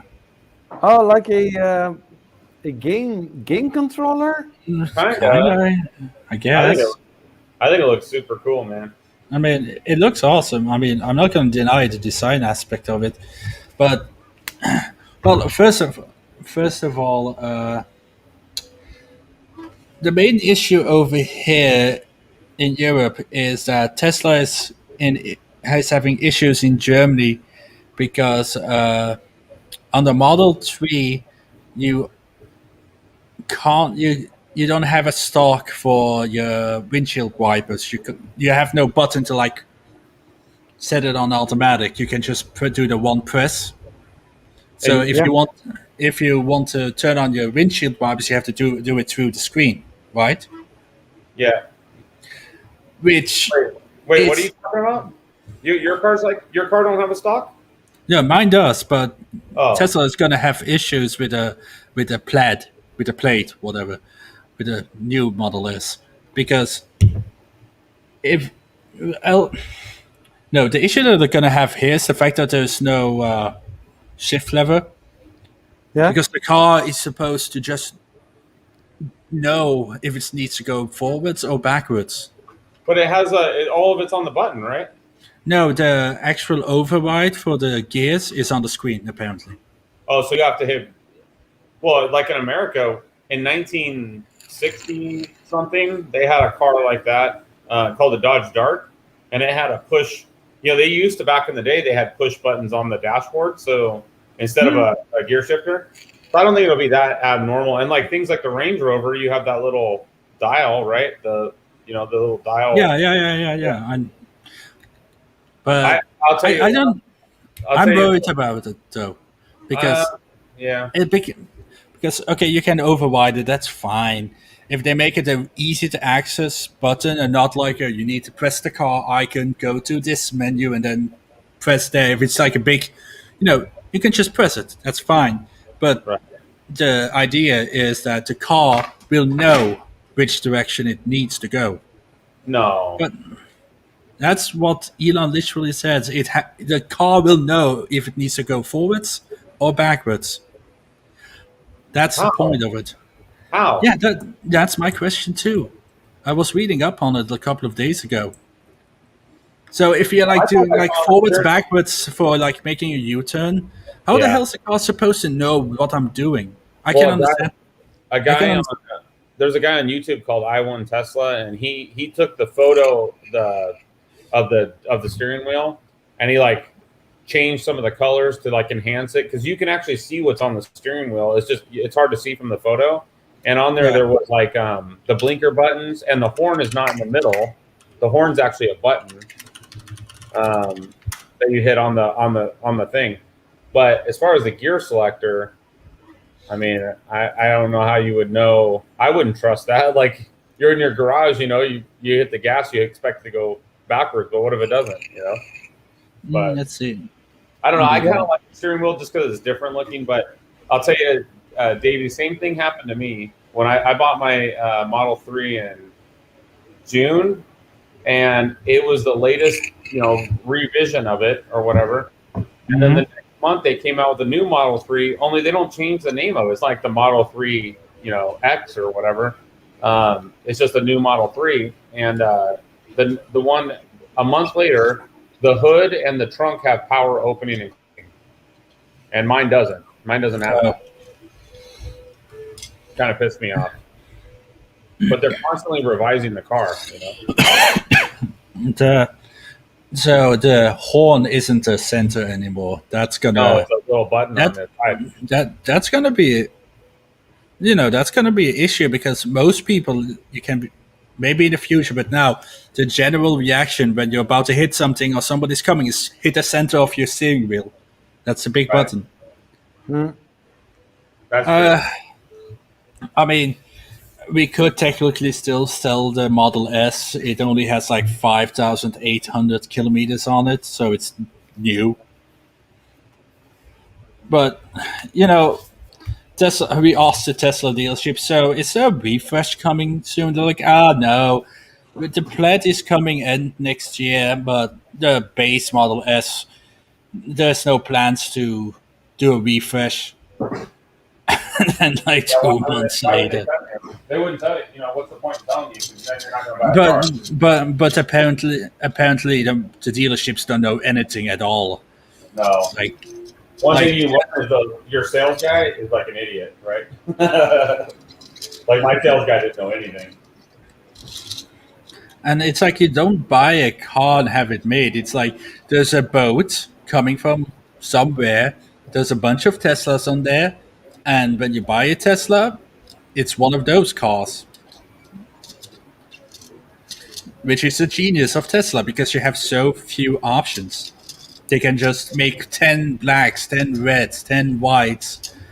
Right.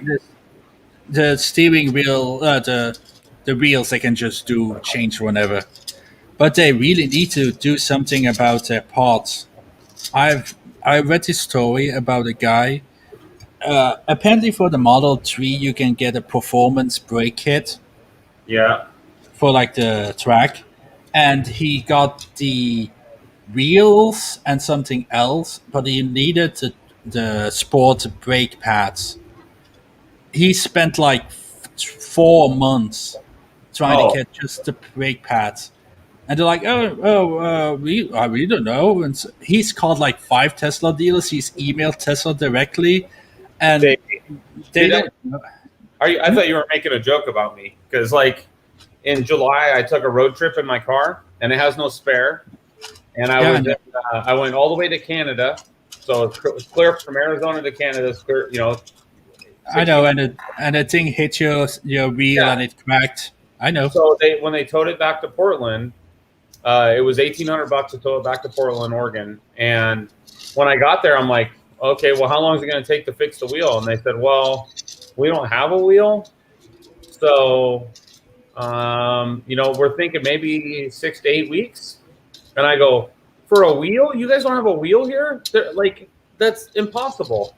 And they're like, no, yeah, it's going to be a long time. So I actually flew home, rented a car, and I raised holy hell on it on Twitter. And I called them every day, all day, saying there's got to be a wheel somewhere in the country that you can put on my car. And eventually, it came down to 2 weeks later, they finally had it done. But because the wheel got broke, they had to replace the steering rack, the lower and upper control arm, the sway bars, and a bunch of other stuff. I have all the parts in my garage because when I picked it up, I said, I want all the parts you took off of it. And they're like, why do you want them? I just want proof that you're actually doing it. So they loaded the back of the car with the steering rack, the whole thing. But there's nothing wrong with any of that stuff. They just said Tesla's protocol is that you replace everything. So, but dude, their parts sucks. And now they just came out with brand new wheels for the Model 3 Performance. So my wheels that are on there are even harder to get because now they don't make them anymore. Yep. Now they're the Model Y wheels, those turbine ones or whatever. Yeah, the black. They were on the Model S before. Yeah, now they were on the Y, and now they put them on the Model 3. But the problem is now the wheels that are on my car are like they don't make them anymore, and they're like paper thin. The rims are paper thin, and they get damaged so easy. Yep, but yeah, the store was talking about. So they couldn't find the brake pads. The guy found a part number, like the actual there's like some website where you can actually look at the part list of a Tesla. He has the number for the brake pads specifically. Nobody can buy them. It's like you have to buy the whole set again. Right. So, and the guy's like, so what? What if I wear out the brake pads? Am I just supposed to buy another set of rims and brake pads and brake claw thingies? Right. Yeah.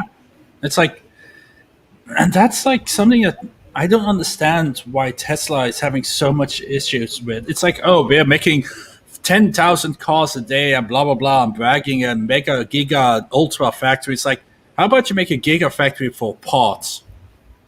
Right. I mean, well, I think they need to stop. They need to go back to the traditional car goes on a model year, and there's usually at least a 3-year model run, right? So I think it's cool in some instances that they're updating the cars constantly, but for the people that bought the cars, it's not a good deal because it makes part acquisition way harder.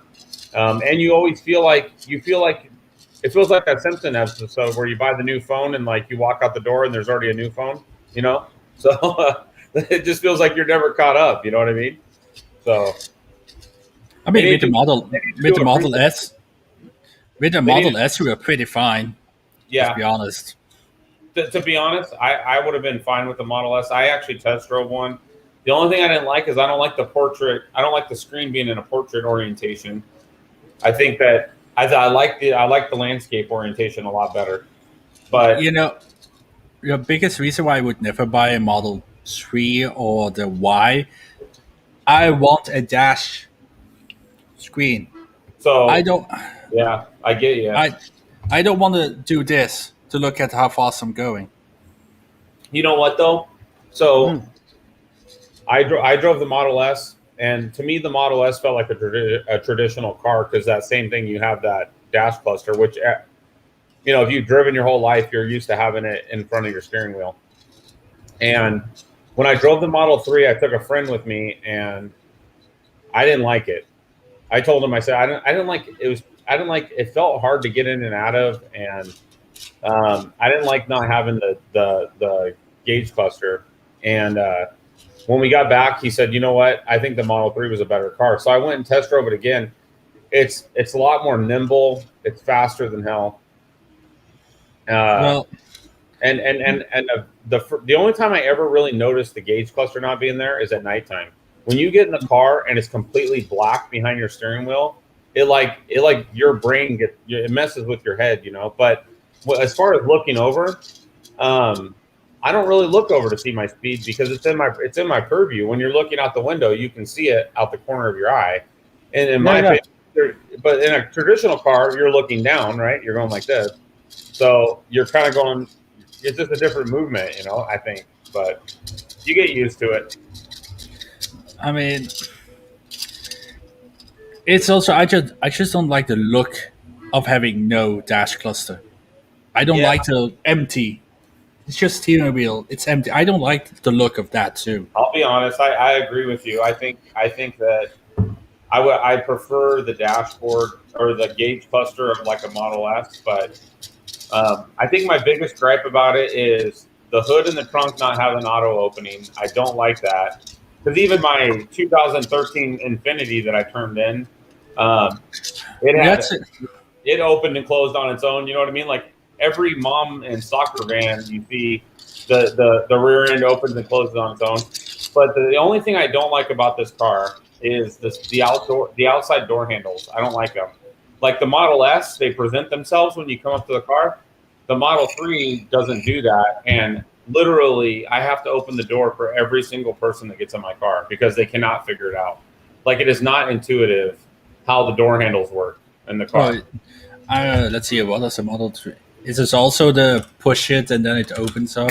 So it's like a spoon. It looks like a spoon. So you push in the big part and then the little part pops out and you can grab it like a door handle. And most people yeah, that's really different. But you know, the Model S's have problems too. You know that those door handles are not known to be super reliable after a long time. But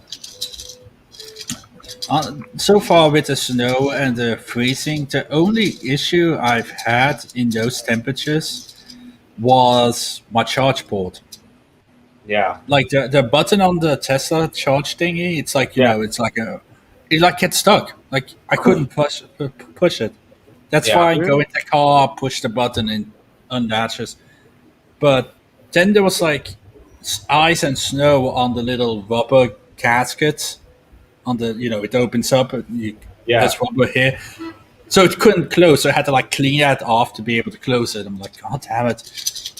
We don't really have that problem here, but I'll tell you the charge port not releasing the handle. That I live in Arizona, and we don't get really below 60 degrees here, but I have that problem all the time. I'll go out in the morning to go leave for the day, and I try to get my plug out, and it won't come out, and I have to go inside the car and unlock it.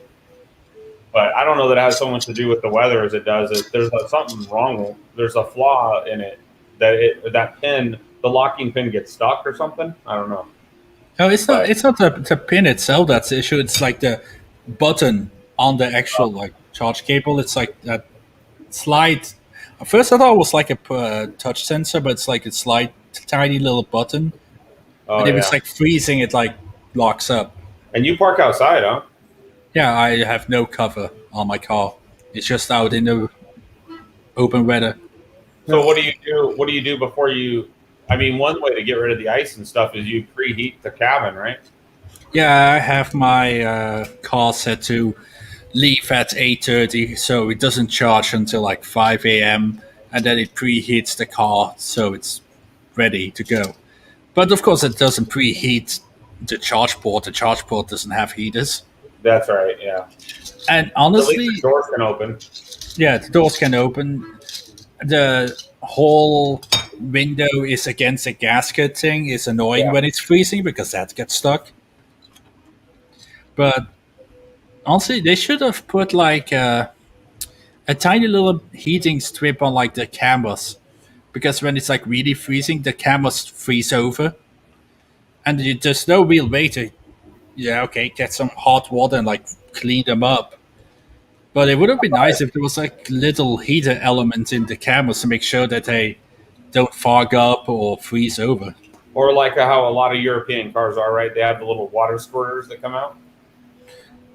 Yeah, that's for the headlights, but there's some cars that have that for the rear camera, the rear view camera. I've never seen that. Yeah, they exist. They come out and they spritz the thing to kind of clean the face of it off. Mhm. I think Ford does that.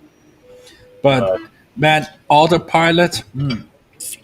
Yeah, autopilot is tits for sure. I am Well, super happy that I pulled the trigger on it. Unfortunately, we don't have the full autopilot. But on the freeway, it kind of feels that way, huh? It kind of feels like full autopilot. I mean, it's kind of sad that I can't do the blinkers and it moves the lane. It doesn't do that. Turning on the blinker just. Because that's a European thing, right? No, you can if you actually pay $7K. I think it actually does the lane assist changing thing. I think in the UK that they don't allow that. Yeah, but here, like I turn it on auto lane change. So like when I'm driving, I just turn on auto lane change, and as it's trying to catch up with the flow of traffic, it'll just move into other lanes. It'll pass cars. It'll take the exit. And every time I have like my girlfriend in the car, she freaking trips out, man. Because like we're having like a face-to-face conversation like this, and the car's just moving between cars like this. but I just like to turn on autopilot on normal roads, and we don't have fully autonomous beta or whatever. But I try to push it. I'm like making two like really tight turns on a road, and it's struggling. It's like freaking out, and you get alerts like be prepared to take control. Yeah, and it's fun. It's like technology. This is pure technology. And apparently the fully autonomous driving doesn't use all 8 I think it's 8 cameras yet. It doesn't actually use all the cameras yet. Well, I think on the Model 3 there's 2 in the B pillar, right? So there's one, and I think your car has it too, right? The one's right behind the driver's window. There's 2 on the fenders. There's 3 in the front. Yeah. And there's 1 in the back. So what's that? 6, 7, 8, 9, 10, 11 cameras total. Oh, yeah, all of them. And my car has cameras in the cabin too. Yeah, all of them do. It's to make sure when you have a car crash and you blame it on autopilot, they can see what you were doing. They say it's not. You know what they said? It's a future for the auto taxi, supposedly. But I have mine covered because, I don't want them seeing that I was eating a bag of Cheetos when I cause a 5-car pileup. But I mean, I kind of want the fully autonomous thing, but at the same time, dude, 7K, that's almost like a car. That's a car. Well, and to be completely honest, all these people that paid for the autopilot, like I paid for full autopilot, you're when you buy it, they tell you it's in beta, and you're not getting full auto driving because it's not developed yet. But if it's kind of like they want you to buy it now with the hopes that later you'll actually get it. But most people end up selling the car before they actually get it, and you lose that money. You don't. The new owner don't get it, and you don't get any credit when you trade the car in with it. Yeah, and it's kind of, and I expect that when it's fully done, it's ready, it's out of beta in like 5, 6, 7 years, then it's going to be like a standard thing. They're going to just put it in standard. Everybody beta tested and paid for it. Well, have you seen the full self-driving? There's a full self-driving beta out now. If you search, I've seen the beta. It's pretty impressive. Like they leave their driveway and they just turn it on in their driveway and it drives them to work. Yeah, I mean it's not perfect, but it's pretty good. Like it makes full right-hand turns. Yeah, I've seen it like cars parked at both sides and there's some guy coming, so it goes to the side and waits and automatically pulls out, and it's insane. I just like having my autopilot visualization on maximum so I can see everything. Yeah, it's cool. I think just Tesla's so far ahead of everybody. It's hard to imagine anybody's going to compete with them anytime soon. Yeah, especially on the autonomous driving aspect. I mean, let's face it. Like the Model 3 and the Model S. I mean, if they were gas powered cars, they'd be worth a third of what they sell for. You know what I mean? It's not like you're getting full premium materials and Yeah, you know what the problem? You know what the problem here is with the Model 3? The Model 3 in the US sells at 34,000. 36. Over here, they sold at 64,000 euro. Really? Mm-hmm. For the base standard range one? Yep. And a Model S starts at 90K. Let me look it up. But that's where a Model S starts here too, around 90K. Let's see, The Tesla. Model 3, they just lowered. It was 40 something, and they just lowered it to 36. In fact, yesterday, I think. Belgium, Netherlands, Model 3. Let's see what the price is on the Model 3. You got to get a Tesla, Zach. I know. I want one. Use one and get a pretty good deal on one usually. No, why did it Belgium, Netherlands, Dutch? Or lease one, or you could lease one. You know. Okay, so apparently, I really want to drive one. okay, I was wrong. So the Model 3, the standard range plus starts at 47,990 euro. See, but here in the US, they don't have standard range plus. Which is just the rear wheel drive. If you want a long range with dual motors, it starts at 56,990. And if you want a performance, it's 62,990. Yeah, so here the standard they do have a standard range plus. It's 33,000. Oh wait, you got to turn it to purchase price. So purchase price is 37,990 here. And then long range is 46 and the performance is 54. Let's see what's hold on, let me see. I'm looking up something. See, when I bought mine, my car started mine was 60,000, so it's already dropped $6,000, $5,000 since I bought my car. Mm-hmm. Let's see. Order Model S Plaid. Oh god. I do like 7,000. Okay, so the dual motor all-wheel drive, the standard long range, is 89,990. The normal Plaid is 119,990. They really like 990. Wait, what is the Plaid, Davey? It's 119,990. Yes. It's the same exact price here. And the Plaid Plus is 139. 990, right? Yep, same here. But like I know my dad, because it's not my car; it's a company car. What, your car? The Model S isn't mine; it's a company car. But I mean, I drive it every single day, so it's pretty much my car. You have the Model S for a company car? Yes. Who do you work for? My parents. Who is your daddy, and what does he do? He sells kitchens. God damn, I'm in the wrong business. He sells consumer kitchens.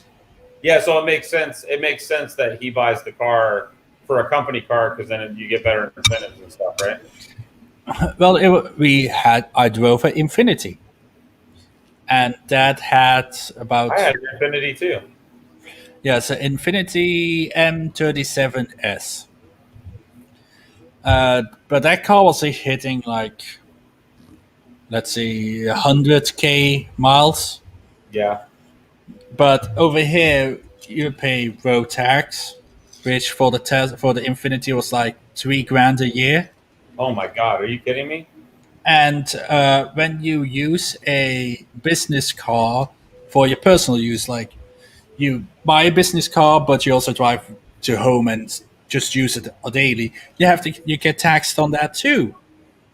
And for the Infinity, because it's a big engine, came out to like 20K a year.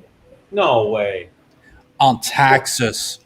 20,000 a year in like. I mean, what is your money called? Shit. What is it to the dollar? I don't know. Euro. It's a euro. Oh, it's a euro, right? So the euro is worth more than the dollar, right? €1 is $1.21. So you're telling me you're paying 20,000 ish American dollars to keep your Infinity on the road every year. Yes. How is that? That can't be right. I'm not joking. Look, when I moved to Arizona, I remember my first year registering I had an Infinity FX 37, and when I moved here, they charged me $600, and I about flipped out. $600 a year. So over here, when you buy a car, you get taxed on the engine. And let's say you buy an Infinity, a 3-liter Infinity, and you want a 3-liter twin turbo V6. Yeah. I would have to pay $10K on top of the price in taxes because big engine.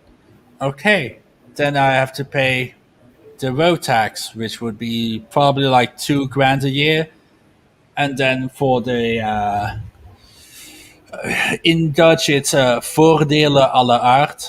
You ever heard of that, Zach? Voordelen aller aard? Yeah. No. And so that would probably be like $15K a year. Zach, you're in the Netherlands, right? Too, right? But so what do you pay a year on your car? You know, I pay only €200 because it is a private lease car, and that includes taxes, insurance, everything. I can't get my head around $20,000 because it's a big engine car. Yeah, it's Green Party is in charge. Yay, communism, right? but so but in the Netherlands it's even worse. I know. When you buy a car, because a friend of mine bought a Dodge Ram in the Netherlands. Because, oh my gosh. Because we don't have Dodge dealerships in Europe. Yeah. And so over here you had to pay $10K because big engine. In the Netherlands they don't have a limit. We have a limit of $10K. The Netherlands does not have a limit. A Nissan GTR costs like $60K on top of the normal price. That is crazy, man. How do you afford to live there? That makes so the idea is you buy tiny, saving the planet. So buy small or pay the price, right? Yes. Is that the idea?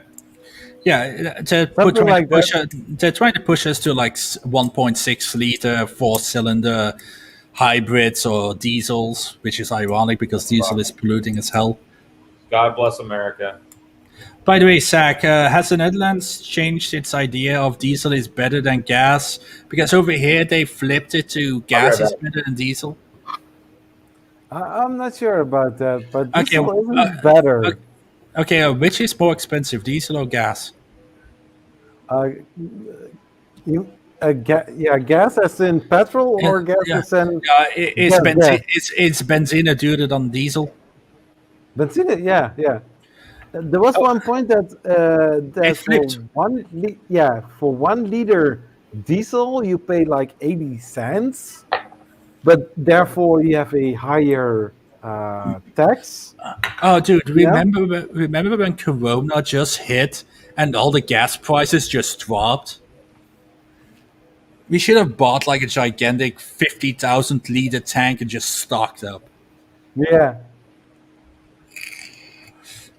But yeah, over here they changed the tax system for a while, and diesel was more expensive than petrol because they suddenly wanted to change because hybrids are all petrol. Mm-hmm. Now there's diesel hybrids, but back then it's just petrol. So they wanted to push the hybrids, but people were buying diesels because they're cheaper than the hybrids. Yeah.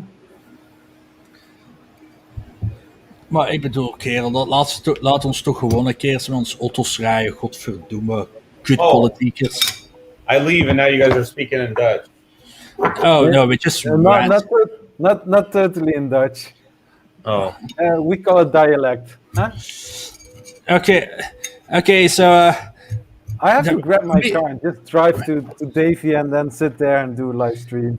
Like, we both speak the same language, technically. but our dialect when we speak is completely different. Oh, really? Allee, ik kan ook zo praten, hè? Ja, maar ja, Geen probleem jongen. voor mij. Gelle Hollanders gaan zeggen, nou zeg, we gaan even een broodje kroket pakken. Of portie Wat is bitterbal. En met een beetje zoete mayonaise. Lekker. Zoete aardappelfrietjes. Een kapsalonnetje eten. En flink door kaas erop en zo. En frietjes. Een broodje bakpauw, broodje warm vlees. Extremely hard to speak. That's all I'll say. Nee, het The whole valt. set is getting weird. No, like if you just speak normally, it's like, hallo, ik ben Davy. Hoe is het met u? How are you? Yeah. Does your wife speak? Does your wife speak it too, or no? She kind of. I mean, she can speak it. She can help herself, but it's not like she can just. She's not fluent. She has to know enough to get around town and stuff, right? Yeah. She can say, "Give me this, give me that." Hello. Very small, slow conversation. So they tax the piss out of you there, though. Is the long story short. I think Belgium is actually the most taxed country in Europe. Most taxed country. Sometimes I have the idea that here in the Netherlands we are taxed. Oh, we are number 2. Slovenia is number 1 by 1%. What? So what's your income tax rate like on your pay every year? Let's see how much it actually is. Inkomen, belasting, België. Let's see, from 0 to 13,000 euro, 25%. Whoa, that's high. If you 13,000 to 23,000, 40%. Oh my God, that's high. If you have more than 41,000, they tax you 50% on your income. And the Except second for the skill, what? how much was that? What? Which kind of skill was the middle one? The middle one, the It was 13 to 13,000. 40, right? You have 0 to 13, 13 to 23, 23 to 41, and then above 41. So you it's 50% if you're above 40%. If you earn more than 41,000, you pay 50%. Which most people probably do, right? No, No? most people would fall in the 0 to maybe 13,000, because the average wage in Belgium is like 1,300, 1,600. 1,300, 1,600 what? A month? Yeah, or well, what? yeah, a month. What's an hour? What's the hourly? What's like? Do you have a minimum wage there? We do have a minimum wage. Let's see what it is in Belgium. Minimum. So our minimum wage at basic is 31,000 a year. Okay, so minimum wage. Oh wow, I get paid under minimum wage. So like in the U.S., they don't tax. The lower you make, the less you pay in taxes, obviously. But like from like 0 to like 40,000, you basically pay nothing. Okay, so let's see. The minimum monthly wage is 1,593, but then of course it's like the work week is 38 hours with a maximum of 9 hours per day and maximum 45 hours per week. You can't work more than 9 hours a day? Well, I think that's just like the calculation that they Oh, I see. use. They say this is the general minimum wage. Interesting, man. But let's see, minimum loon, bruto, and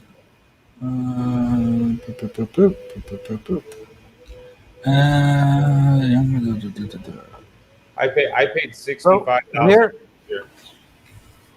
in taxes, and I still own 3 more thousand that I gotta pay before April 15th.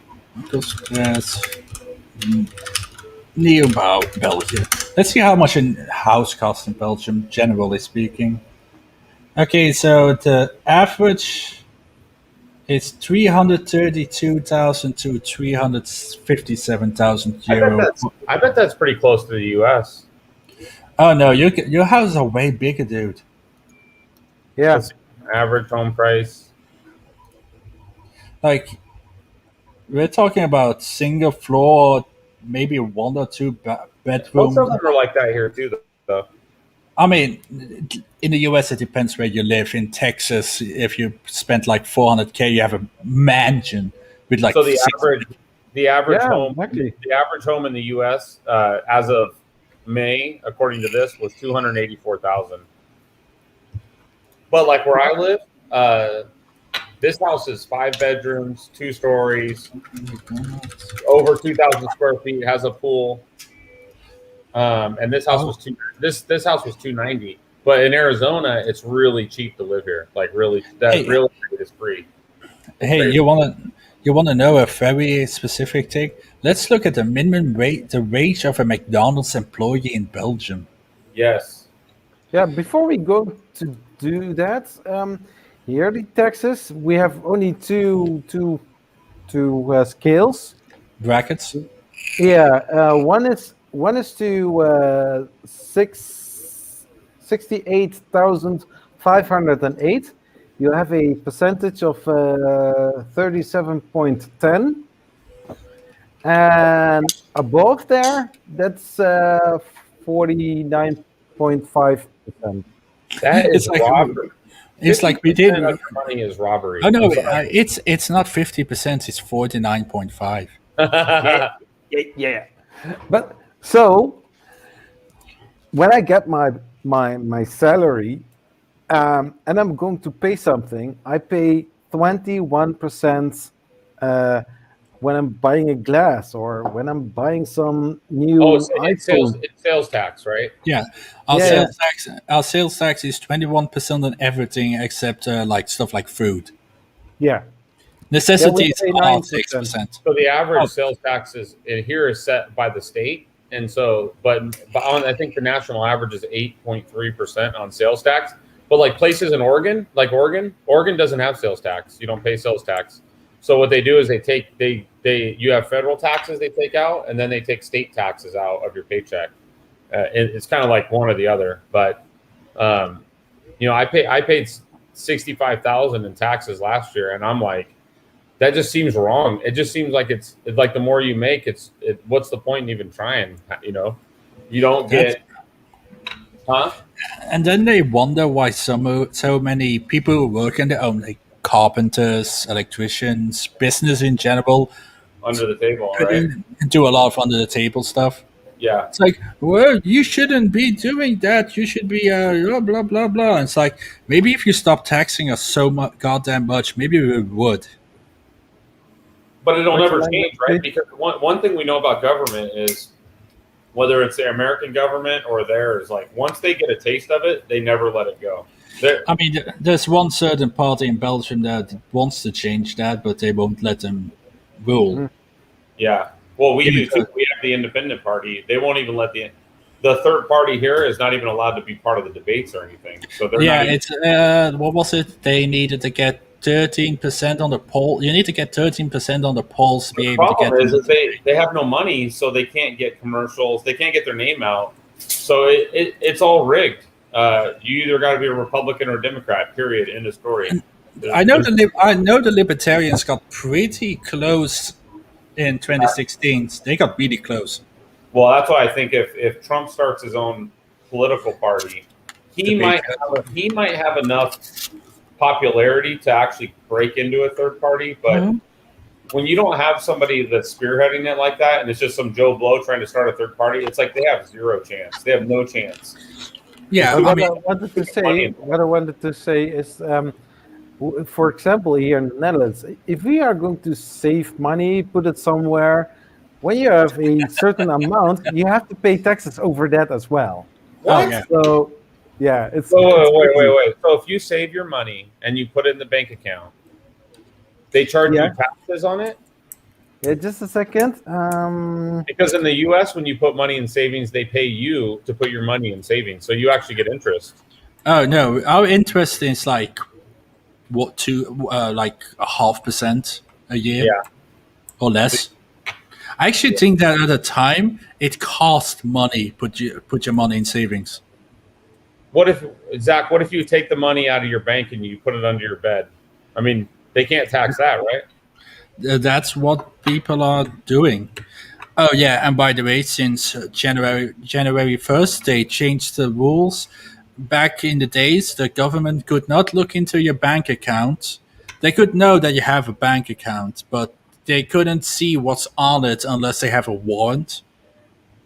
Now they can see everybody's bank accounts without any rules. They can just let's go look at Davy's transactions and how much money he has and where everything went. Now they can just do whatever they want. I think it's a warning for the rest of the world to see what countries like that have become, because we as Americans, we feel overly taxed. At least the people that make a good living, you feel unbelievably overly taxed, because you pay sales tax and you pay income tax, but I mean, money you saved, that's never even crossed my mind. I didn't even know that was a thing. That's like extortion, man.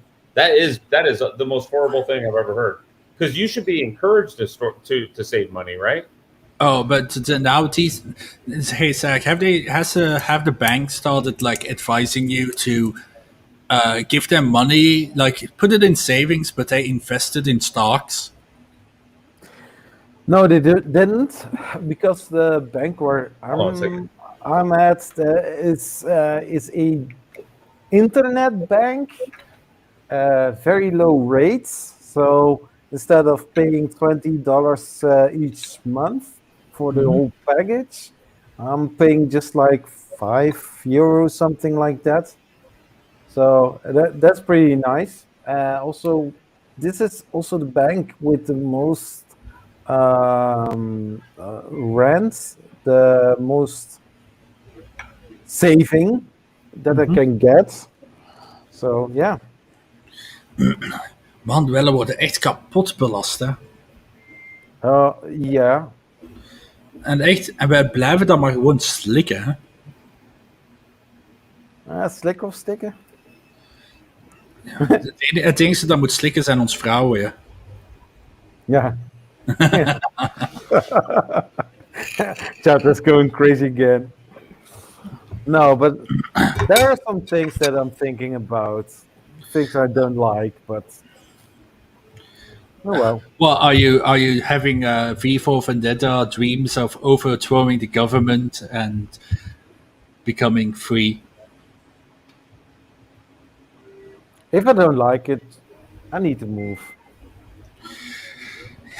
Yeah, I mean, I've always said the moment my parents pass away, I'm going to stay here for another couple of years, make a lot of money under the table, sell the entire business, and just move to the US. Hi.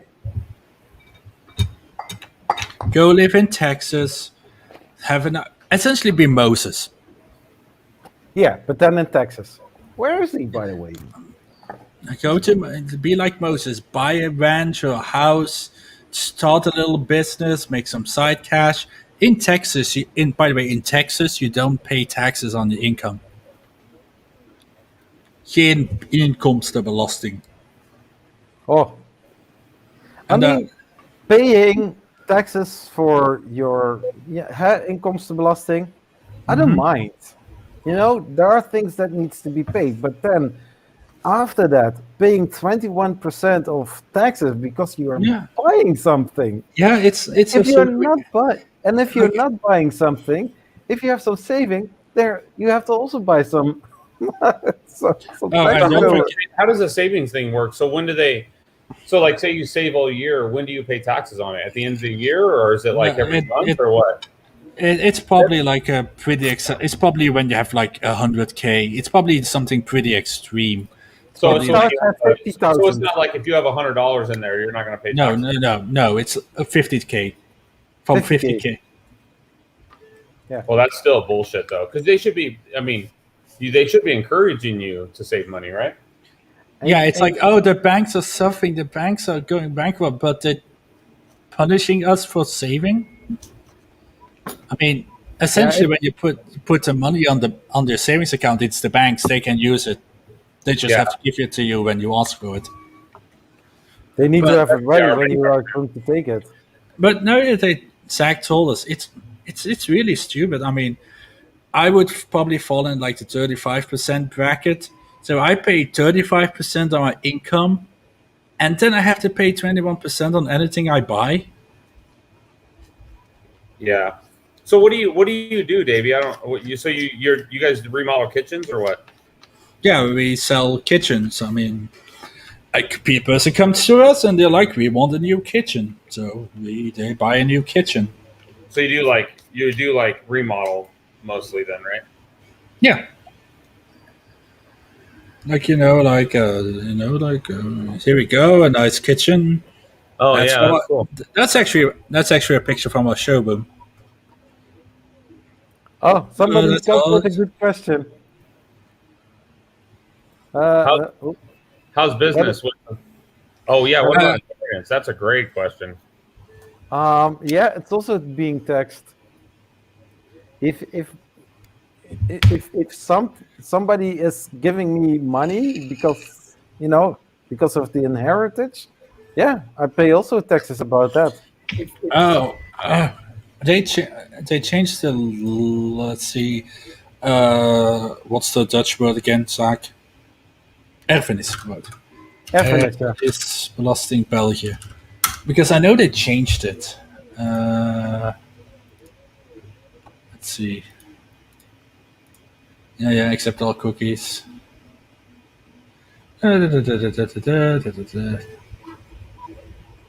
Ethan, Marcus, I don't know if you're still here or not, but the mirror sales are going pretty good. I ain't gonna lie. I've been selling about, I don't know, 1 to 2 a day probably. Some days a few more, some days nothing, but I think the average is about 1 to 2 a day. And the shipping is killing me. I try to charge enough, but I got charged back on 2 of them for another $2. So okay.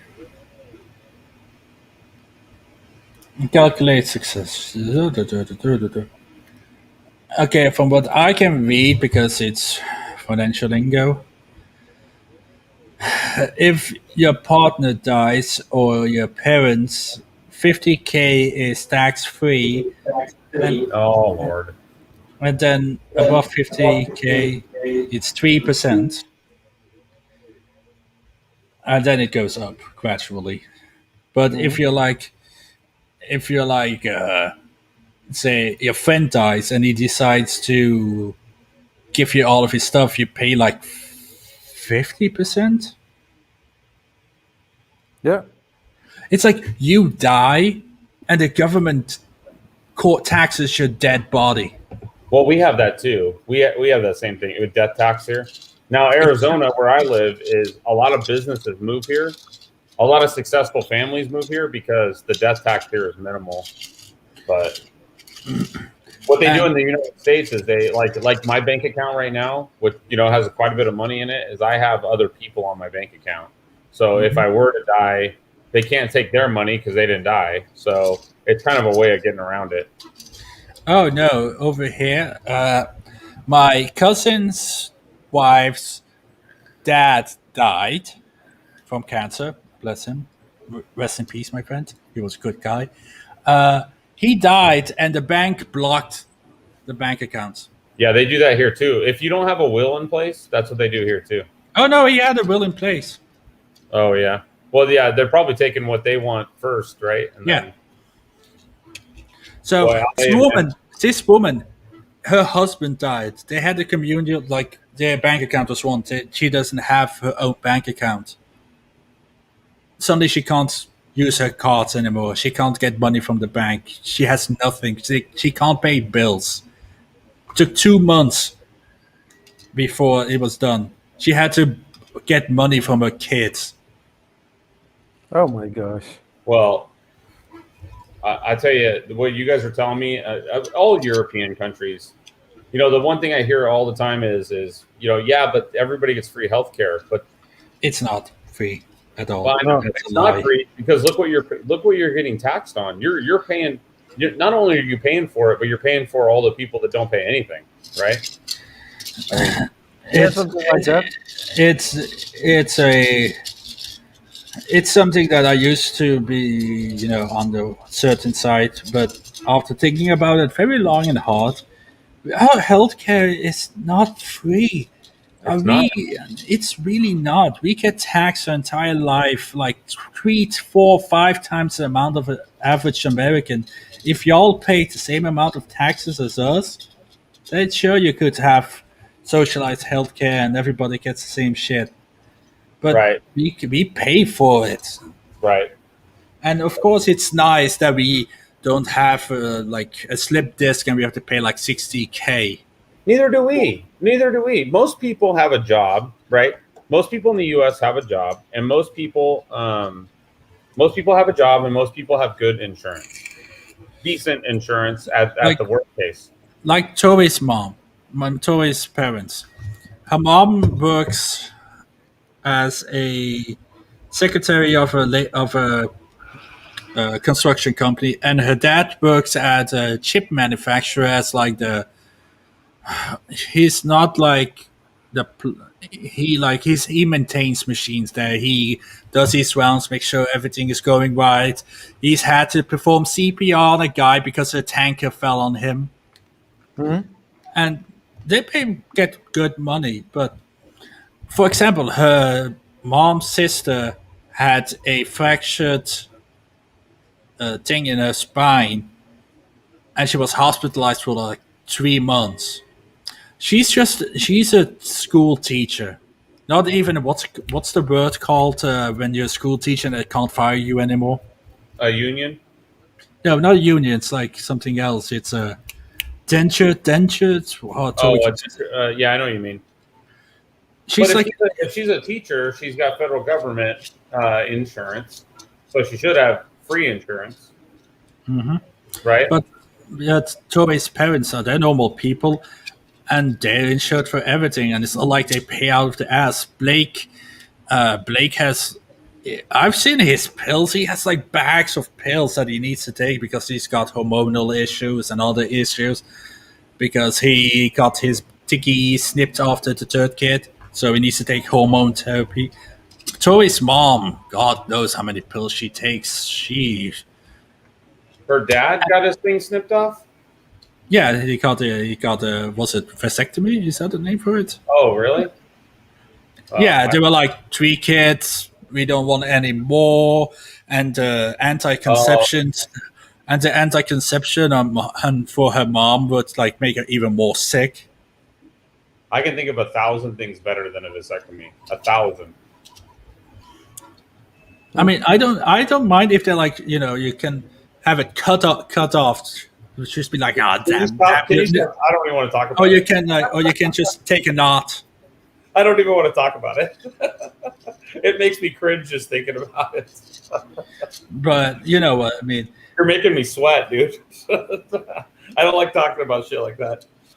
Well, anyway, her parents are just normal people. They don't have to worry about insurance. They're not rich.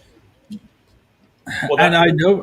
in the US, if you're lucky enough to get a federal job or a state job, you get 100% medical care because the government has all the money they need. They got nothing to worry about, But if you work for me, you'll get good insurance, but you still have to pay like 20%, out of pocket. So if it's $100,000 bill, you get airlifted to a hospital, it's 20 grand probably, So, But over here, it also depends on what's happening. If you go into a hospital for, let's say I got my 4 wisdom tooth pulled, it cost me $1,000. yeah. Okay, if I go to the hospital for heart surgery, I'll probably have to pay like 20, 30K. Oh, really? Yeah, I don't think that's free. No, that's not free. I don't think it. I mean, I'm not 100% sure. I might be completely wrong, but we pay for the hospital bed. I mean, you get tiers of hospital beds. You can have a single room. You can have a double room. You can. I just think that the amount of taxes you're paying, it should be. The one thing you should have is completely free healthcare, right? Yeah. But over here, maybe you heard of it, Zach. There was this kid here that has a very rare disease, and they did like a texting thing for the medicine, and it was like a medicine that the European government doesn't cover and the Belgian government doesn't cost, and a single shot was 2 million euros. Oh my god. So they did this gigantic Crowdfunding. event. Yeah, funding. It was like you just text to a phone number and you donate $2, €2, and they got like the money in like a week. But like you would expect that to be free, but nope. If you have a rare disease, you're screwed. There's people in Belgium that have rare disorders that have to pay like $3,000 a month. How's Just your like infrastructure there though? Because I know I've been to Amsterdam one time, and my impression is that it was very modern compared to the U.S. Like the roads were very good, and the buildings were clean, and like it was a very pleasant it looked like it was well taken care of. It depends on the hospital. No, I meant just in general, your cities, right? Like Belgium is fucked. I'm sorry, bad word. Sorry. Careful, they're gonna show up at your door, Davey. We're gonna hear a knock. Okay, Zach, you've been in Belgium before, right? Have you noticed how you go across the border, how the roads just get worse and worse? Great lightning. Oh yeah, by the way, they're taking down all the lighting on the highways. Why? Because of the light fading? In the beginning, when you go there, you find every 10 meters a light pole, something like that. Mm-hmm. Is it because of what do they call it, light pollution or whatever? On the highway from here to our work, suddenly they took away all the light poles, and apparently, according to my dad, I haven't looked it up, it's for a butterfly. There's a certain type of butterfly that passes through that area, and the lights confuse it, and they die. So they took down like 80 lighting poles. That is crazy. How much money did they spend all hiring the people to take down the lights, the hours, getting rid of the lights, digging up the wires, shutting down the wires, reconnecting from one point to all the way when they stopped taking the lights down? Oh my! For butterfly. Well, we do the same thing here. Look at this. We're in the midst right now of a multi-million-dollar impeachment trial for a president that's not even the president anymore. And if you ask the average American, it doesn't matter what side you're on. Most people say, I don't want my tax dollars going to that. But it's like they don't give a shit what we want, Yeah, no it's like Trump is out of the office. Just stop. Why are you still pushing on? Just shut the hell up and try to make this government work. That's what I'm saying. Even whether you're a supporter or not, he's in the win. You guys won. What is the point? You know how much that impeachment trial costs? It costs millions and millions of dollars. Shall we not think about? Huh? Shall we not talk about politics? Yeah, that's fine. But just in general, there's tax. Our tax dollars here go to so many crazy things that we don't want. The average person doesn't want it, but they divert all of our tax dollars to it anyways. Yep. Imagine if the tax system worked where they would give you a list and you would decide where your tax money goes to. By the way, like how they do to us, right? They want to know where all of our money goes. It would be interesting to see where all the money goes, because it's like, this country, I'm sure your guys' country too. There's people that are like literally struggling to make it right now, out of work, losing their homes. It's like, let's focus on the things that matter. Let's get those people some money. What's your guys' country doing on if you lose your job because of the pandemic, what happens? Good. Don't they give $2,000 a month or something, or €2,000 a month, or no? They did that the first time. Yeah. Now they're like, oh, we don't know how the system is going to work. Are your guys still closed down, or your restaurants closed down and stuff? The restaurants are still closed down indefinitely. We don't know yet. I think they said March, maybe. Maybe. And they get $1,500 a month, and it's like, oh wow, $1,500 a month for a business that has 30 people and like a house and a building to pay rent to, because the first wave they told the banks to pause all the loans for Yeah. 6 months. Which is smart, by the way. I agree with that. I think And- that needs to happen.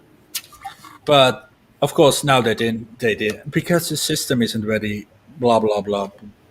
But let's see, all the close contact jobs like hairdressers, barbers, massage people, chiropractors, they go open on today. No, wait, Monday. We can get a haircut on Monday again. Here not. You haven't been able to get a haircut this whole time? Yes. Since godverdomme, sinds hoe lang? Mindje language. Let's see, 4 months. Wow. I think 4 months. Here, everything has stayed open pretty much in Arizona. Like, I've been able to get a haircut. The first month it was closed, but Oh yeah, I think the hairdresser's closed here for 4 months. that's crazy. Yeah. Something like here too. So I cannot remember when it closed here. I mean, we're coming up on a year of this, right? Like next month will be a year of this. March Yep. 16th is when the U.S. shut down. yep. we- Let's see. Yeah, we mid-March, something like that. We started getting our first cases in, I think, February, and then I think we shut down middle of March, something like that. Isn't it crazy to think it's been almost a year? I mean, you see things like, it's funny to watch videos of like 2 years ago, and you see people like at concerts and stuff, and like not a care in the world, like you're right on top of each other and nobody cares, you know what I mean? And now it's like, we will never go back to that again. I don't think we will ever go back to that. I refuse to accept this new norm. I refuse that. Well, I don't want to accept it either, but it might be a reality no matter if we like it or not. Let's just be honest. The average human being, the moment this pandemic is over and we got the vaccinations and the cases are to a manageable level, for after a half year, we will just go back to the way we were before. I hope so. This happened with the Spanish flu. This happened with the swine flu. This happened with whatever SARS. Have you guys got vaccinations or no?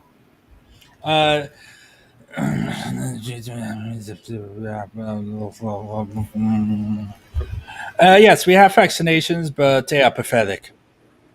Let's just say For 65 and older only? Yeah, they started doing that, and we are currently at, I think, 1.8% of the population is vaccinated after 2 months. Yeah. And they lost an order of 2 million doses because they forgot to sign a piece of paper. Yeah. So what do you do? What are you doing on 3D printers lately? You got any new machines?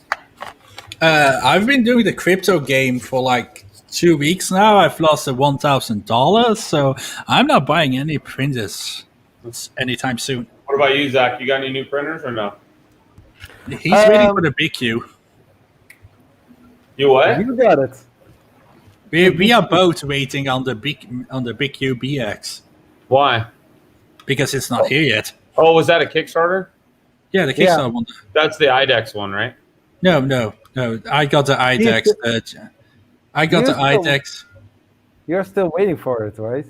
Yeah, it's got shipped around the same time as Big Q did theirs. So which one are you guys waiting on? It's called BQ what?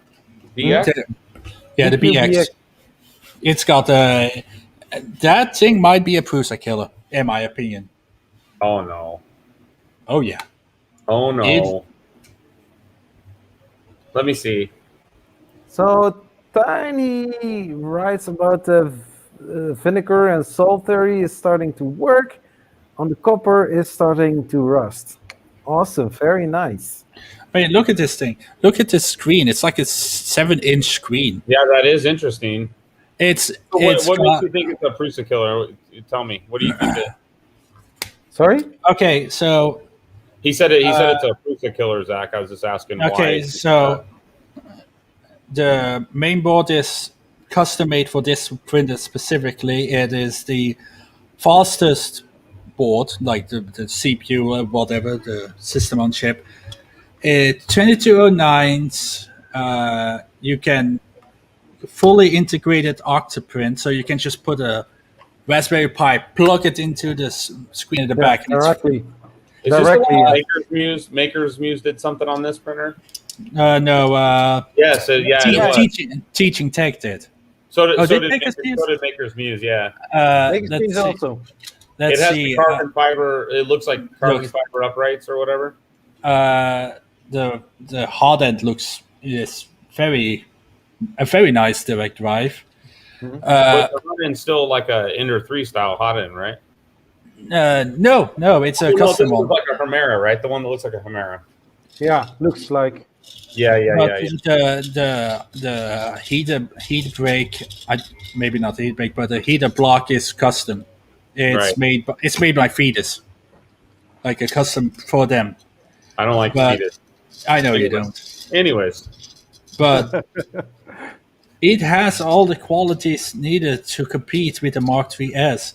It's got inductive leveling. It's got direct drive. It's geared. It's got a modern board. It's got modern, 2209s are still pretty modern. Touchscreen, classic Marlin, Octoprint integration, flex plate, flexibles. I heard that hot end or that extruder is pretty good. Oh yeah, Oh, yeah. people are you could buy the extruder separately. Have you guys Those seen the already Bondtech? shipped. Have you seen the Bondtech yet? Yeah, yeah, I've seen it.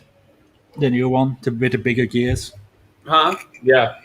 Have you seen it, Zach? No? You haven't seen Oh, this yeah, hot end yet? better. The community and the support. So I accidentally bought the wrong one, but Let's see. Wow. By Ether. so unlike the regular Bondtech BMG, it's got this is like their answer to I think like to the Hemera. So you can It's mount a mosquito right there. If you watch Yeah. a video I posted, I took it all apart. But there's no this is you would think that this is like a release lever. It's not. This is a tension arm, and it's like a gear shifter. It's called over engineering. Yeah, I'll tell you though. So my problem is on the rail core, like mini printers, it needs to sandwich a plate right here. You know, like go on either side of the plate. But when you take this apart, it's kind of like the Hemera motor where it's got that little stubby axle and the gear is tiny. So there's no way for it to mount like that. So you have to mount it on these mounting holes. You have to mount it sideways, but that ain't gonna work on the rail core, unfortunately. So they made a kit for the Sidewinder that clamps a plate, and that's the one I should have got, but I didn't know there were so many versions of it. Bondtech puts out some weird, like they have so many different versions, you know, and so I guess I got confused. But so I'm currently either giving this away or I don't know what I'm gonna do with it. I have no need for it, that's for sure. Okay, so Ethan Sad is asking about the community and support. Well, we can't know about support yet; it's not there yet. The community is actually pretty active. The people who's already got this, like the beta kits, or You're talking about some people in the US already got this. There's like a really fast-growing community. We're but talking. there won't be any company support, is the point. Yes, there will actually be like. It won't be like Prusa support though. That's the thing that Prusa's got on everybody. Support. Prusa support can be such a hit and miss, dude. It's like I don't know. I've seen people who like have Prusa sometimes has really bad bearings and they mess up your watts. I had that issue. One of my watts got eaten up because of the bearings. I got new watts and bearings. Some people, they go, "Oh, turn your bearing." It's like my bearing is broken. It's one of them is locked and it's scratching it up, and they're like, "No, just turn it. We won't give you a new one." some people like their board dies and they didn't do anything wrong, and it takes them like 2 months before Prusa finally agrees to send them a new board. So when I got my Prusa in the first year, right? Because you get warranty for a year. I bought mine pre-built because it was one of my first printers, and the bed wire came loose, and it basically burned the board down. The board literally smoked and like caught on fire almost. So I get on Prusa chat and I said, hey, my board caught on fire, blah, blah, blah. And they're like, okay, hey, just send us pictures. No problem. It was here in 2 days. They had a new board here. But I replaced the hot end. Something was wrong with the hot end. They replaced the INC board. They replaced the power supply. I think, and one of the lead screws was bent. But anyway, my experience with them is they were awesome. Like, they were super fast, super helpful. But that was when Shane was working there. I don't know if you guys know Shane from Prusa, but Shane was the community guy, right? And so I talked to him all the time, and every time I had a problem, I just tell Shane, and he goes, "Yeah, jump on chat, ask for me," and he always took good care of it. You know what I mean? Yeah, I've been hearing from several people that Prusa support has been going down the hill. They've been getting very stingy with parts and being very hard to work with. Like, I know that a lot of people don't want to hear it, but I hear things from left and right, people who don't want me to tell their name. Like, Prusa support is going downhill a bit, and stuff like the open source story of Prusa, I think with the XL we will see a very large change from that, because we already saw it with the Mini, the wishbone that you have to cut. You're talking about the buddy board, yeah. You're Technically, they shouldn't. That shouldn't be on an open source project. You should be able to flash whatever you want without physically cutting into a board and ruining a warranty for a stupid Marlin firmware. But hey, they got. I think there's two sides to the story, right? Like, if I owned, whether you agree with this guy or not, right? The design prototype guy, he says that Prusa is a culmination of a bunch of parts and ideas, right? And that's really what it is. There's nothing on there that Prusa really developed on his own. He just took kind of like a bunch of things that were known to work really well, and he makes a great printer out of it. Mm-hmm. And that printer is based on pure open source.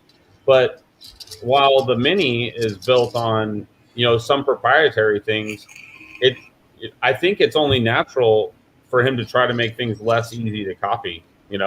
Because I'm sure that they dump millions of dollars a year into warranty parts, and because of where they're at, there's really no way to verify if there's really a warrant. You can call and say, like, I called them and told them my PSU was rattling. They told me to stop using my printer and they'd send me a new one. I'm still using the original PSU that was rattling.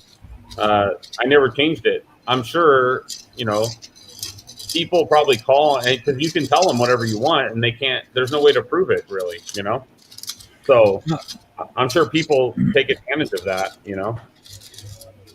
But I think is going to try to protect themselves from being cloned as much as possible. But I guess, on the Mini's cloned already. So I don't know.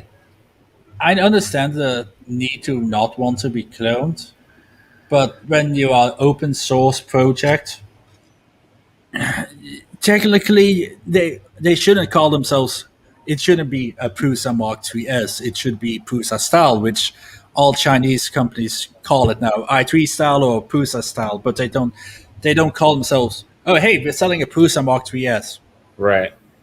But he's got like the open source thing tattooed on his arm. But he talked and did a live stream with your best friend. Oh, yeah. He is my best friend. Yeah.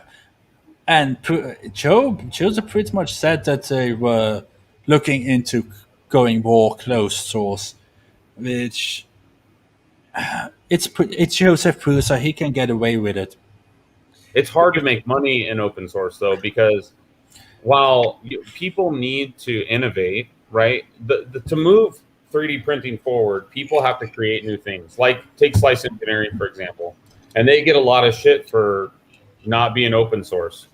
But E3D isn't open source either, technically. well, I don't know about E3D, but like on the Mosquito, they closed sourced and patented everything, and people give them a lot of shit for it. But it's like, I don't know if it worked or not, but look how long it took before China came up with a clone. It took a long time. Like it took like a year and a half, 2 years, and that's not normal, you know. And from what I've heard, from like floating around on Twitter, Chinese companies can actually go to Slice and like be like, hey, we want to use this technology. We want to buy this pattern to use on our printer. You can do that. It's not like look at Creality. Creality's done it with, and Creality, to their credit, they got a lot of shit for putting clone stuff on their printers for a long time. But now they use genuine Bondtech gears. Yeah. That use 3D Titan. What's that, Zach? The Titans. 3D Titan. Yeah, they use the genuine E3D. I mean, for a Chinese company to do that, I think that's huge. That is a big deal. And as much as I don't like a certain person whose name shall not be named, I know, but that doesn't matter. It's probably her that pushed that. Oh, I'm sure it is. She knows. She has the connection to the Western world, right? So she knows that those things are. Yeah, it doesn't stop people from buying $200 printers, but it does stop people from buying $1,000 printers. You know, nobody wants to deal with some fake, cheesy, Chinese knockoff crap that's going to cause them problems. So yeah, but like for example, the BQBX, nothing about it is cloned. There's no clone extruder, no cloned hardened. They could have just put a E3D V6 heater block on there and would have been fine. But no, they got one custom made for them. The board is custom. The screen is theirs. The only thing that's not made by them is like rollers and isn't BQ? BQ is owned by Big Tree Tech, right? Yeah, it's the same company. Yeah. But for example, Area 1's printers, I don't even know what heatsink they're using. I've never seen that heatsink. Don't get triggered, Davey. Don't get triggered. Oh God, it's the thought. Yeah. I sleep with this. Oh God, do you kiss him good night every morning? No, I sleep here so that it gets on my skin when I wake up in the morning. I have an imprint. Prusa logo. But it's like, for example, on Prusa, the Pinda Pro. We didn't get part numbers for that, even though they were technically just using another company's product that was slightly modified for their use. The system for the mesh bed leveling and the heat compensation tables, they never gave us that. I think the Marlin development team actually had to reverse engineer it to make it work in mainstream Marlin. They did, yeah. Yeah, but I see everybody go, oh, Prusa is open source, open source. That's like the slogan, open source, and it's like stupid little things like that. Sure, you get the STLs and stuff, but they don't give you the CAD files, as far as I know. They don't give you a bill of materials. No, I don't think Prusa gives you CAD models, but I do think that. Actually, I think they do. They do. They have SolidWorks models, right? I don't know. I don't know either. I've only seen STLs from them. For me, I run a business, and I guess from a businessman's perspective, I don't see how you can make something and sell it and be profitable in an open source environment. I don't understand how it's money. But they do. Have you seen Prusa? Have you seen the company? You've seen the building they have? How many employees they have? Like you said, they have their own version of open source, right? So, but true open source where you have everything laid out for the next guy completely in its entirety, it just makes it. Why would anybody buy it from you when they can make it themselves? Look at Marlin. How much does Marlin get on Patreon? But that's the thing. Let's look at Marlin. Marlin doesn't make money. Marlin makes very little money. for the Let's amount of hours and time they put into that. Marlin gets 1,200 a month on Patreon That's ridiculous. Hey, Kobe, like, for the most used firmware. Yep. In fact, And I it's- know what's his face. What's the guy that runs it? Scott. Yeah. So Marlin. Scott said that that Prusa just started contributing last year, right? Like in early 2020. But up to that point, they never contributed to the Marlin project. Yeah, our friend Chris said it. Prusa never upstreams. They should They have. never- Prusa should give like $20 for every printer they sell to Marlin or something. Some Oh, settlement, yeah. Oh yeah, you're talking about pure cash, but like in terms of firmware, they don't upstream like stuff they make and innovate and create in the firmware. They don't send it out to the main branch. Yeah, they don't. They keep it in their own branch, and then like Scott Latine said a few times, he told me that like there's been like 3 or 4 times that when they ask for something, they'll send it back to them. But in general, they have to spend hours and hours and hours, like you said, reverse engineering it back to where so they can go on the mainstream. But Which I can understand, like design aspects, like the Prusa Mini, like the hard end was pretty their own thing. I can understand that being closed source, but if you're using a fully open source firmware, you should always upstream everything, no matter what your opinion is. is the Mini not open source? The Mini is as open source as the Mark IIIs, But you said the hot end's not but open source? yeah, like the hard end is their own proprietary design. Technically, nobody else has it. Yeah. You know what I mean? It's like they can make like a heat break that's like their own size and stuff. And technically, that would make it proprietary. I hate that word. Proprietary, yeah. So, but isn't it just a normal like E3D style heat break or no? I don't think so. Zach, what's in your Prusa Mini? Yeah, you have a Prusa Mini. Zach, let's take it up. Yeah, take it apart for us. no, it's printing. Cancel the print is more important. Hello. Hey, Marcus. Howdy. But what do you want to see on the Prusa Mini? The heat break. Yeah, he can't take the heat break out. It's hot. Prusa Marcus, Mini. I'm glad you're here. Another Prusa fanboy because I'm getting slaughtered here by Davey. I don't hate. He's trying to tell me how an Ender 3 is better than a Prusa. I will never say that in my entire life.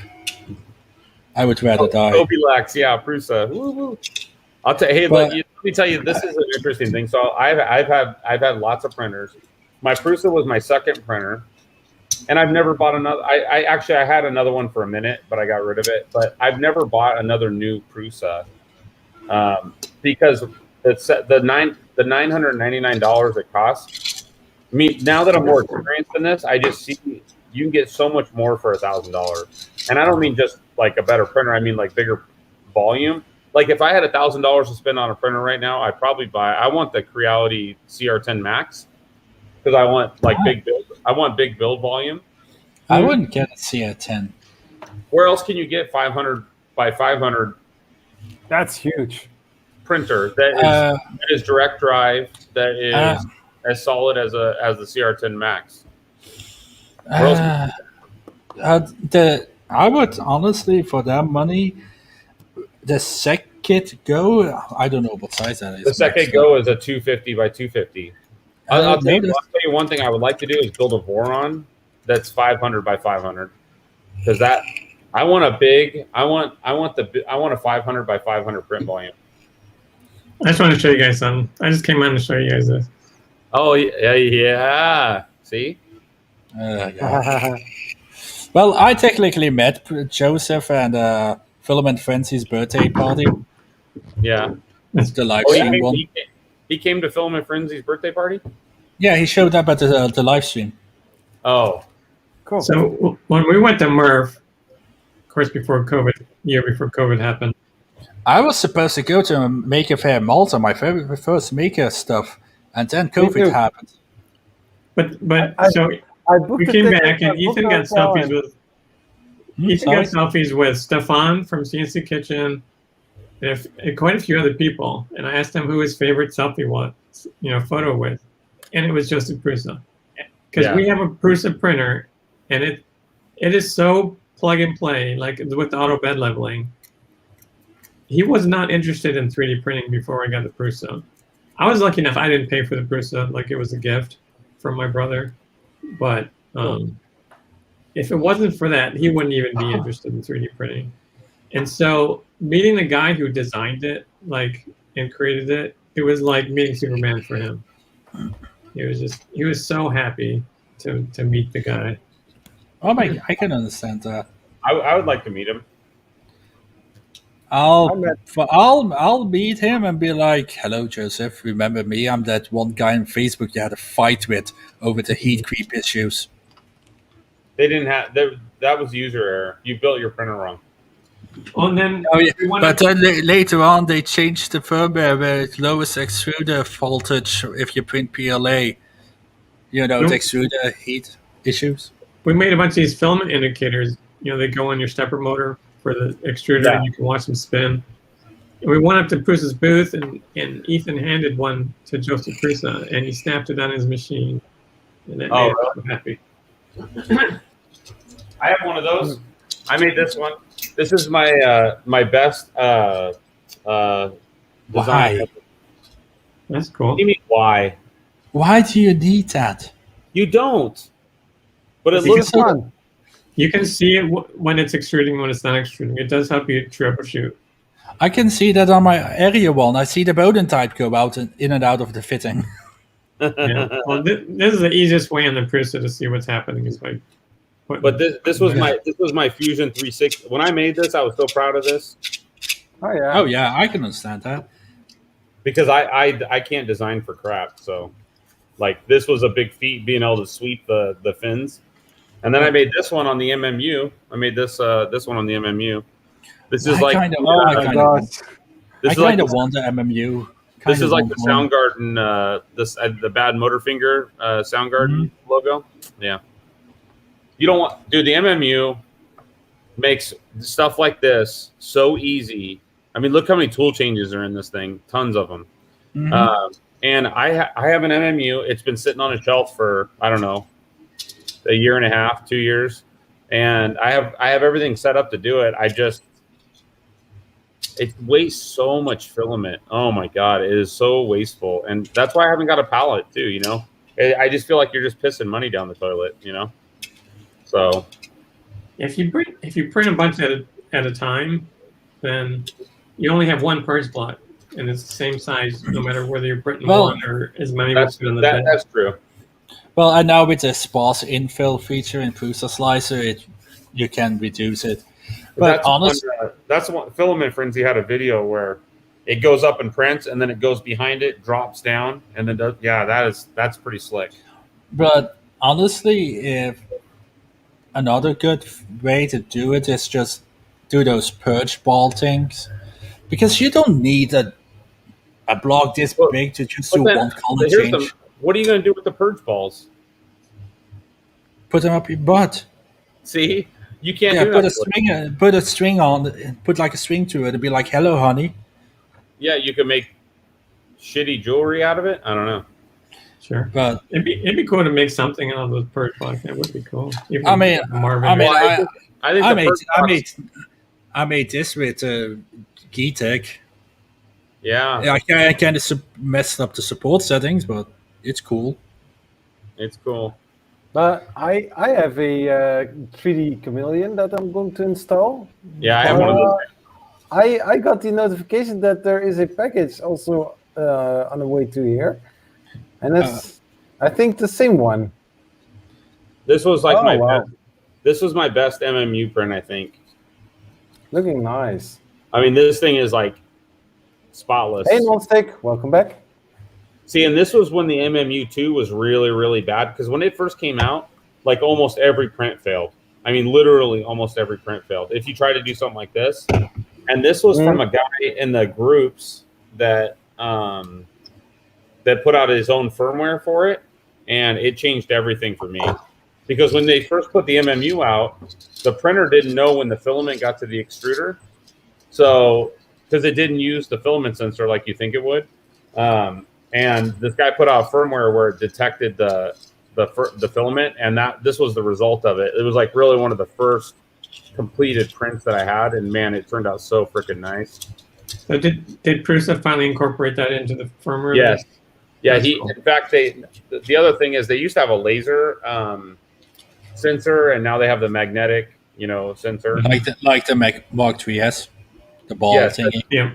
That's what I mean. Yeah. So the first when I got my Mark III, it had a laser sensor, and it was not only supposed to detect filament outage, but it was supposed to detect filament Blocking. like jams and stuff. Which I never had. I never had a jamming problem with mine, unless I used Protopasta. I've had so many jams.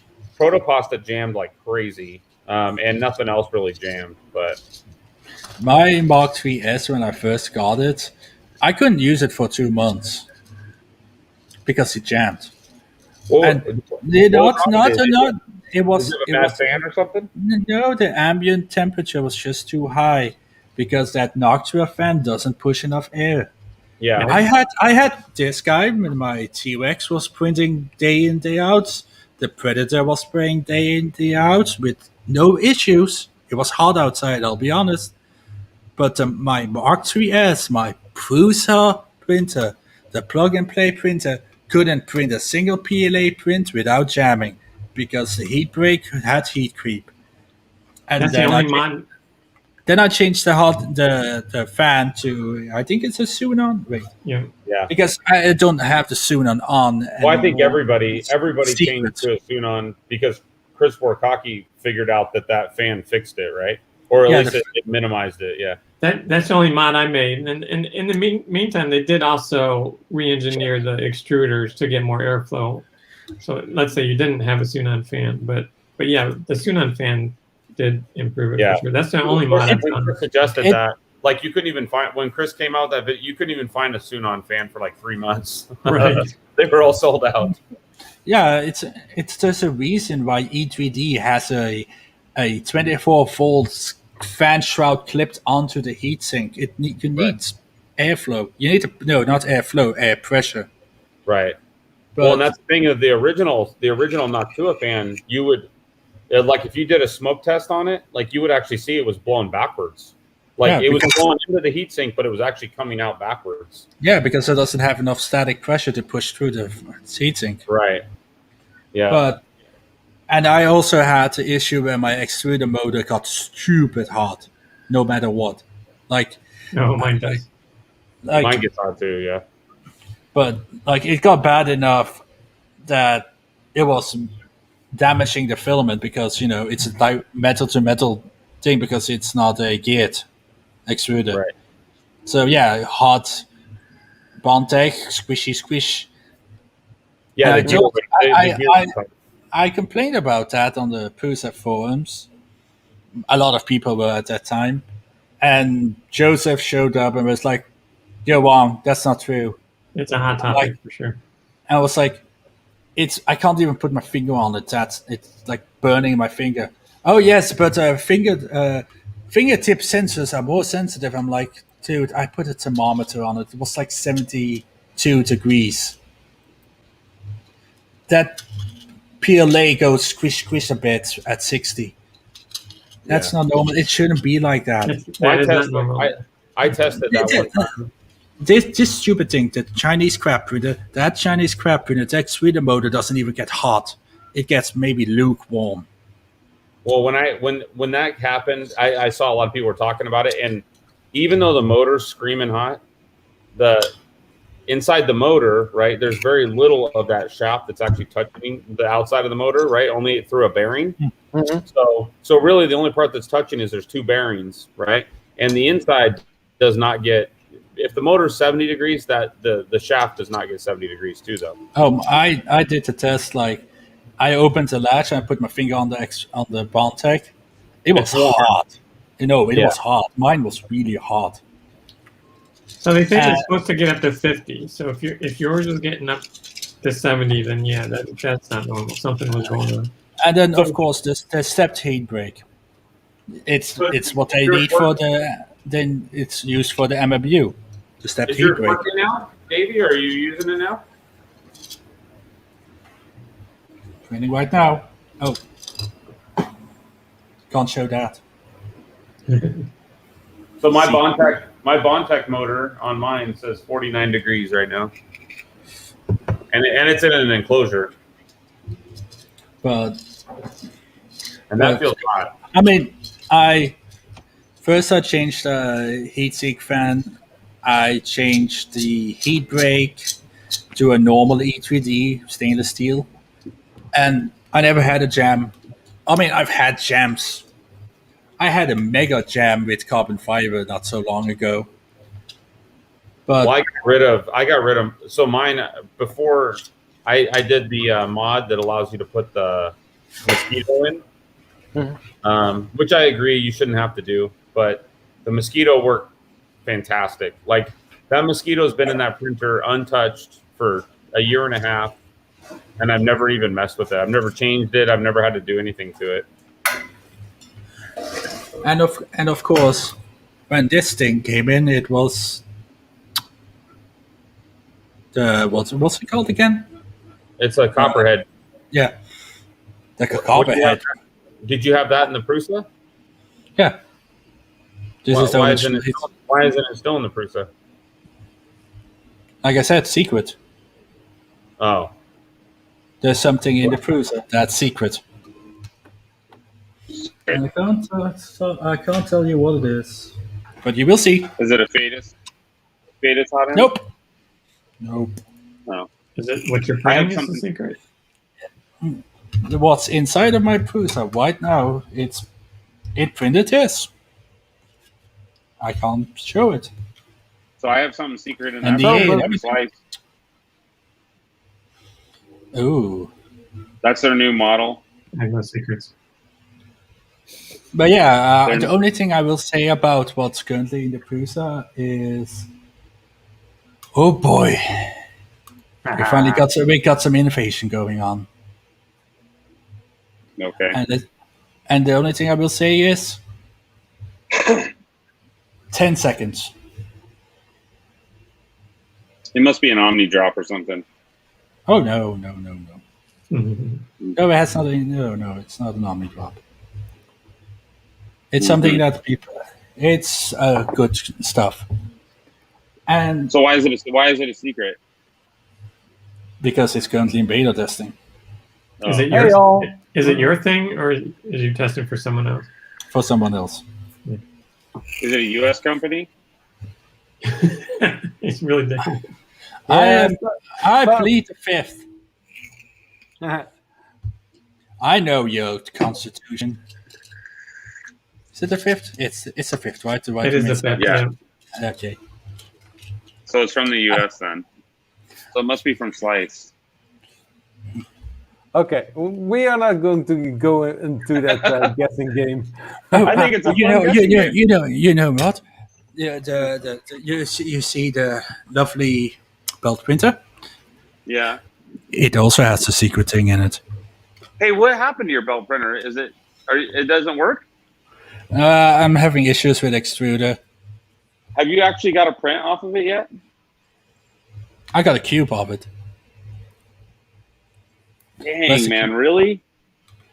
And it's things are improving though. It's like I've actually had this 1 month of like radio silence, but Which they is scary. fin- Which is scary for a Kickstarter company. they finally started updating the firmware. They started updating the Octoprint instant. They started updating the screen. I certain somebody in the community that helps them. Finally, essentially, all the nitpicky things that people were like, it's using a clone Titan. That will all go away in the final version. Yeah. The final version will probably be more expensive than what it is now, but it will have all original parts and no clones anymore. But I'll be honest, the belt itself, the material that they're using,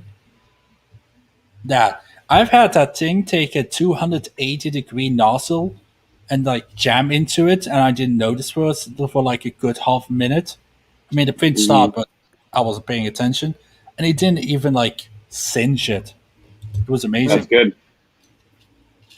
But it's a new company that Yeah. they need to grow. I understand, but the problem is they don't communicate enough. And I was like, they were doing an advertisement on Facebook for the print. I was like, maybe you should spend more time in the Discord talking to us. They're like, oh, we don't use Discord for communications. Why did you make a Discord then with the Christmas backer section Yeah. if you're not even on it?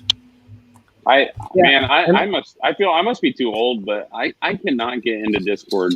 No matter how much I try, I find it so freaking confusing to use.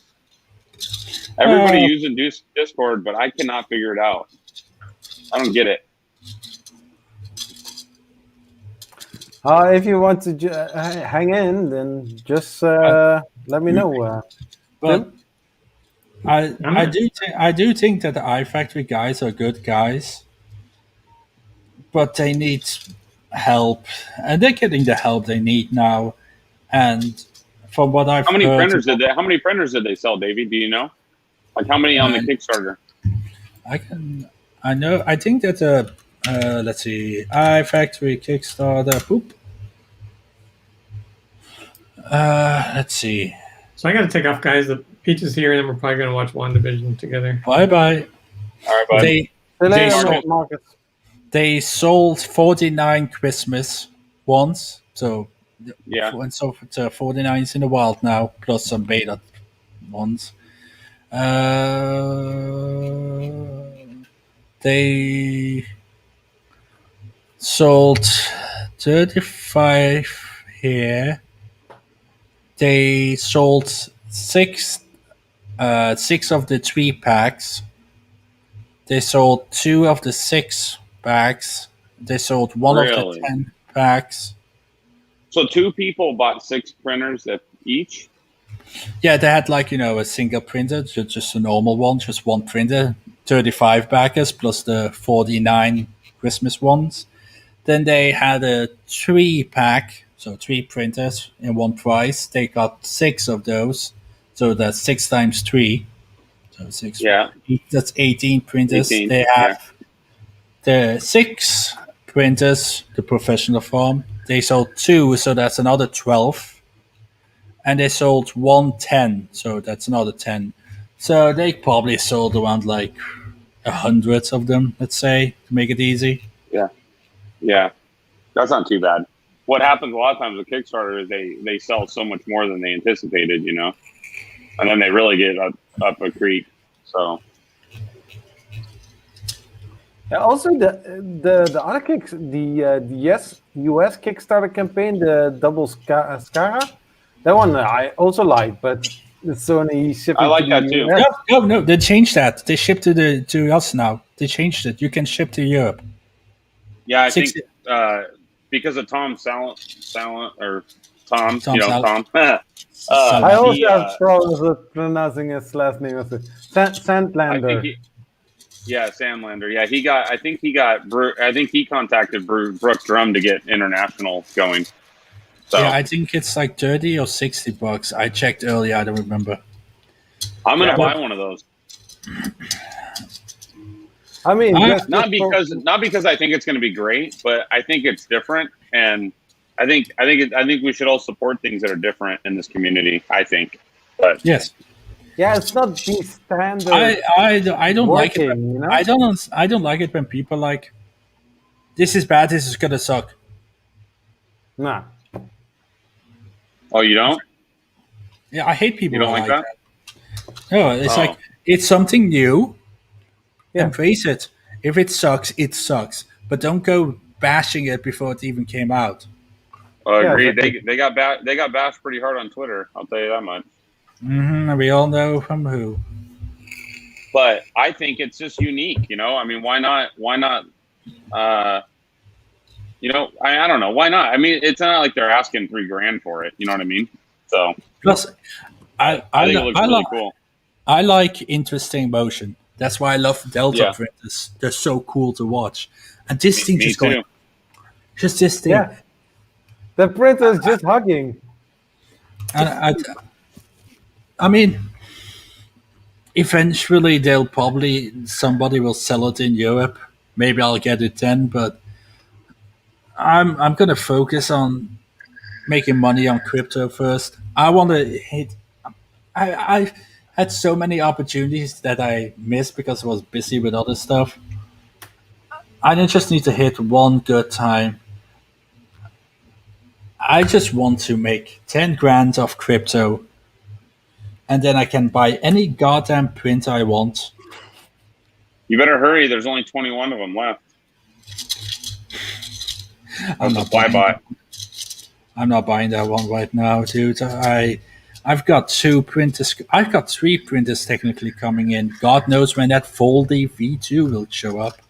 By the way, the Foldy V2, it's a printer that you can fold up. Yeah. Oh, is that the one that was on Chris's basement? I backed like the super early bird. Just like I was like, it's a month. I can still change my mind, and then I forgot that I backed it. So now I have one. They updated like 4 or 5 days ago that they were like almost ready to ship. But I got the BQBX coming. I got the JG Maker Artist D coming. I got the Foldy V2 coming. I still need to make reviews for all of these, and I just keep on slacking off. But out of all my printers that I have right now, I hate this one the most, the Mega Zero. Why? Because it prints like shit and it's crap. It layer inconsistencies, the arm droops constantly. I even like put my own firmware on there with like manual bed leveling. Still, I can't get a decent print out of that thing. Of course, ironically, my Prusa Mark III S is my favorite printer. And my second, the Prusa Bear, yes, now with the Bear, it's perfect. Except for my Elon Musk layer skips. Elon Musk. I still don't know what the hell happened. I mean, if it was like overheating of like the stepper motors, it would have happened more than just here. It would have happened somewhere here, but it happened here on the purple, and then it happened here when near the end of the green, and then it happened in the end of the red. But my second favorite print is my Area one. But that one does look amazing. It's printing right now. And honestly, Area one is doing good. Like, I'm on the Facebook group. When you ask questions, the team actually does reply. I was like, hey guys, it kind of sucks that you only do 3x3 bed leveling. And they were like, oh yeah, right. So they made a new firmware with 5x5. I was like, hey, linear advance. Unfortunately, they can't turn it on. There's something wrong, something up with how the board works. Like, when you turn on linear advance, which has nothing to do with anything, the board hits bed min temp instantly. It triggers min temp. And then I was like, okay. Then I disabled all thermal protections. Every single one of them. So it couldn't trigger any min temps. But when I do it then, with linear advance on, the screen freezes. So there's something, and like they told me, they're like actually like using the JTAG or whatever, they like went deep into the board and they can't figure out what's wrong. So unfortunately, the AU1 ER20, it's ER20, doesn't have linear advance, but hey, we survived without linear advance before. Just got to make sure your coasting and your wiping and your everything is set right, and it prints fine. I mean, there's printed on it. Oh, come on. Yeah, I mean, looking nice. You can't say that's a bad print. I'm just going What's to that grab off of? some water. Okay. But I'll keep an eye on things. But the ER20 is, for the price, I think it's like $350 or less in on like deals. It's a very good thing. It's their own board, 2209s, sensorless homing, dual C. They got a BL Touch style probe. What is it? What printer? The RE1 ER20. Oh, you know. so you never answered my question. So what do you think about a 500 by 500 printer? Where can I get one of those? Do they exist? Other than Creality, I can't really say. Doesn't Anycube have a 50 by 50? No, Tronxy has one that's that 4XY one. 4XY, but it's a piece of junk. But I think the CR10 Max is a good foundation. Like I would probably put Duet in it immediately and change a few things on it. I'd definitely put a Mosquito on it or something. But I mean, at this point, I don't really have a need for such a large printer. I don't either, except that I keep getting all these printers that are 250, 300. It's like I'd like to have something that was huge, I mean, it would be amazing. I will be very happy when my belt printer works, because then I can make infinite. Hey, D-Wit, I think I tagged you on Twitter. Did you see my Twitter message or no? I might have. I'm just getting into Twitter. Oh, I'm using your things, right? Aren't those yours? No. The pass-throughs for the LAC table? Oh, those. Yes. That's right. Yeah. The spool guides. Yeah, see? Yeah. Cool. Those? Yes. Yeah. They're working good for you? Man, I printed like 10 different types. Yeah. And yours was the best one that like actually threaded together and like was cool. Yeah, Right. I think they're fantastic. Great. Yeah, they're great. A lot of trial and error. I tagged you on Twitter because I'd never heard of you really before, but I remember seeing you in a couple streams. So. Oh, okay, cool. Awesome. Yeah. I'm glad they're working. Yeah. You have one of these too? A lock table? Yeah. Yeah.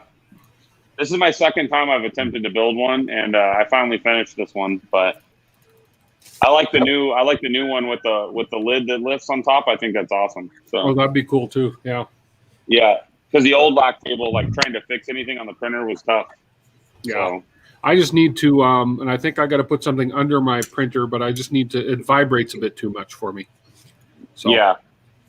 I put one of these. Is it a Prusa or no? Yeah. So I printed this base thing. Oh, okay. And I'll tell you, that quieted it down a lot. Oh, no. It's about a kilo of filament, but it definitely makes the base like you don't have as much resonance, in the like from the printer, Mm-hmm. But. Well, very cool. It's so hot, and it gets so freaking hot in these lock tables. I never printed in one before. I didn't realize how hot it gets in there. It does get warm, yes. Yeah. I think I gotta take the power supply and move it because it probably ain't gonna last real long in there. Yeah, I moved it out. Only using the heat pad that it gets so warm? Yes, like I don't know how warm it. I can stick my hand in there and like I can just feel how hot it is in there. Let me see. So it's like 30. Let me see where it's at. It's about 39 degrees in there right now, and the room temperature is 28. Yeah. So it's about a 10-degree increase, which is noticeable. And like when I put my hand on the power supply, like it's burning hot in there. But I also did this. This is my first time ever soldering LEDs, but like I put LEDs all the way around it. Oh, nice. Like that. I've never soldered. Every time I've ever tried to solder these before, like I just suck at it. So But I think these are putting off just a ton of heat in there, like a ton. And those are wired directly to the PSU on the printer. Okay. Yeah. And this is a brace that I made to go across the front, like right here to. Okay. Because it's a little wobbly right here. Mm-hmm. So I'm making a piece that goes all the way across to kind of like, you know, shore it up a bit. But Yeah. Looks decent. mainly because I'm not using the I don't want to use the doors on it because I didn't build the lac table for, you know, like ABS printing or whatever. I built it because I wanted to get it off my workbench mainly. So Yeah. I actually have this printer too. This printer's on a lac table too. This is my original Prusa one, lac table. And with this printer on it, like that lac table is rock solid, man.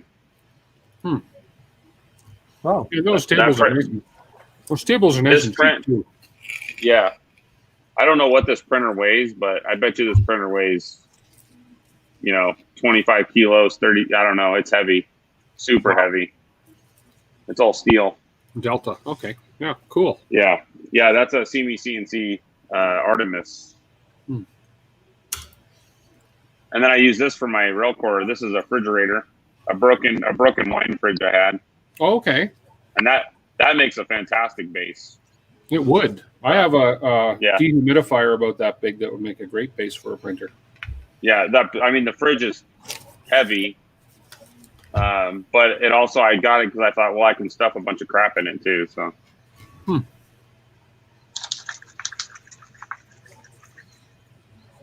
I saw you put up some shelves on Zach for your printers. Some What which? on? I saw you put up shelving for your printers, or no? Not Behind me. you? No, Zach. Oh, Zach. Oh, yes. Yeah, Yeah. I moved some stuff away and put the shelf a little bit down. And last weekend I was looking at it and I thought, I cannot get the Prusa clone out of there anymore. You can't get it out? Oh, really? I don't get it out. It just sits in there. I can use it, but if I want to get it out, I need to take everything And away. remove all. Yeah, I thought about buying one of those shelves too, but like I just feel like they're going to be too. I don't know. If you watch Shane Fugatech 3D, he puts all of his on those wire racking. Oh, yeah. And I guess that works pretty good, but they just seem so flimsy to me. I don't know, but Those sticker wire frame. yeah, like you see, it's like what you see like in restaurants, you know, like the wire frame stuff. Those clinical shelvings. Yeah, exactly. Yep. And like yours looks, and they're expensive too, but yours looks pretty heavy duty. These are bad. They're not? Oh, they are? Yeah, because they have those. This is a newer version, but I think the design thing it's bad because you have on both sides you have those lips that you have to get into the standards. Yeah. Yeah, but they slide together. Yeah. If they are not aligned correctly, they just flip out, and you don't get that right. Oh. So the older versions had those little T slots, and you can shove them in. Sometimes they were a little bit not punctured all the way through. Then you can get with a screwdriver, you can just wiggle a little bit with it so that you can get it right. But with these are bad. I have several that are not hooked into the frame. I'll make some pictures for on Twitter, and I'll tag you in there. Yeah, that'd be cool. I would like to like get all my stuff on the shelf, like on one wall or something, but I don't know. I'm down to. I have 5 printers in my house, but only 3 of them that I use now. But yeah. Usually, what I do, I have 2 printers over there. It's just a little cabinet where I can put the the Ender 6 and the Delta together on. It's big enough. When I make some videos, I'm just moving the printers around, just switch them. So now I'm printing here, and I'm also going to work on the Delta in the near future in coming 2 weeks, because that one needs to be reviewed as well. But I'm still having this vibrating issues on the servers. So yeah.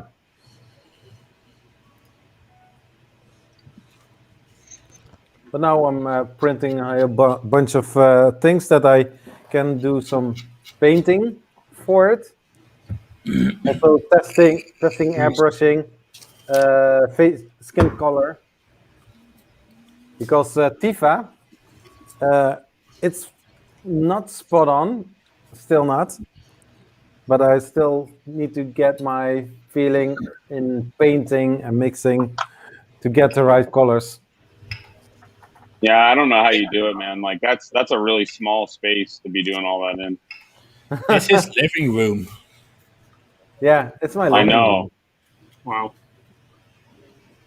Because it's yeah, I don't know. Silk filament is all nice, but man, you can really see the C scheme scars on them because hold on. You can you can see every imperfection in it if you don't. Yeah, when you do it right though, it looks awesome. Well, it's really hard to hide it on the wound thing, to be honest. Yeah. I mean, this thing, you can kind of see it, but it's not as obvious. Oh, why did you do it in a bunch of different colors? Oh, it's all the leftovers from my polyalchemy filament. Oh. I bought the box, the 17 sample box. I printed a Sir Lancelot with it for my archive. And I just went like, okay, take my scale, measure everything, and then I do a mega print. I use up all my samples in one big print. Okay. Yeah. Cool. Like, hold on.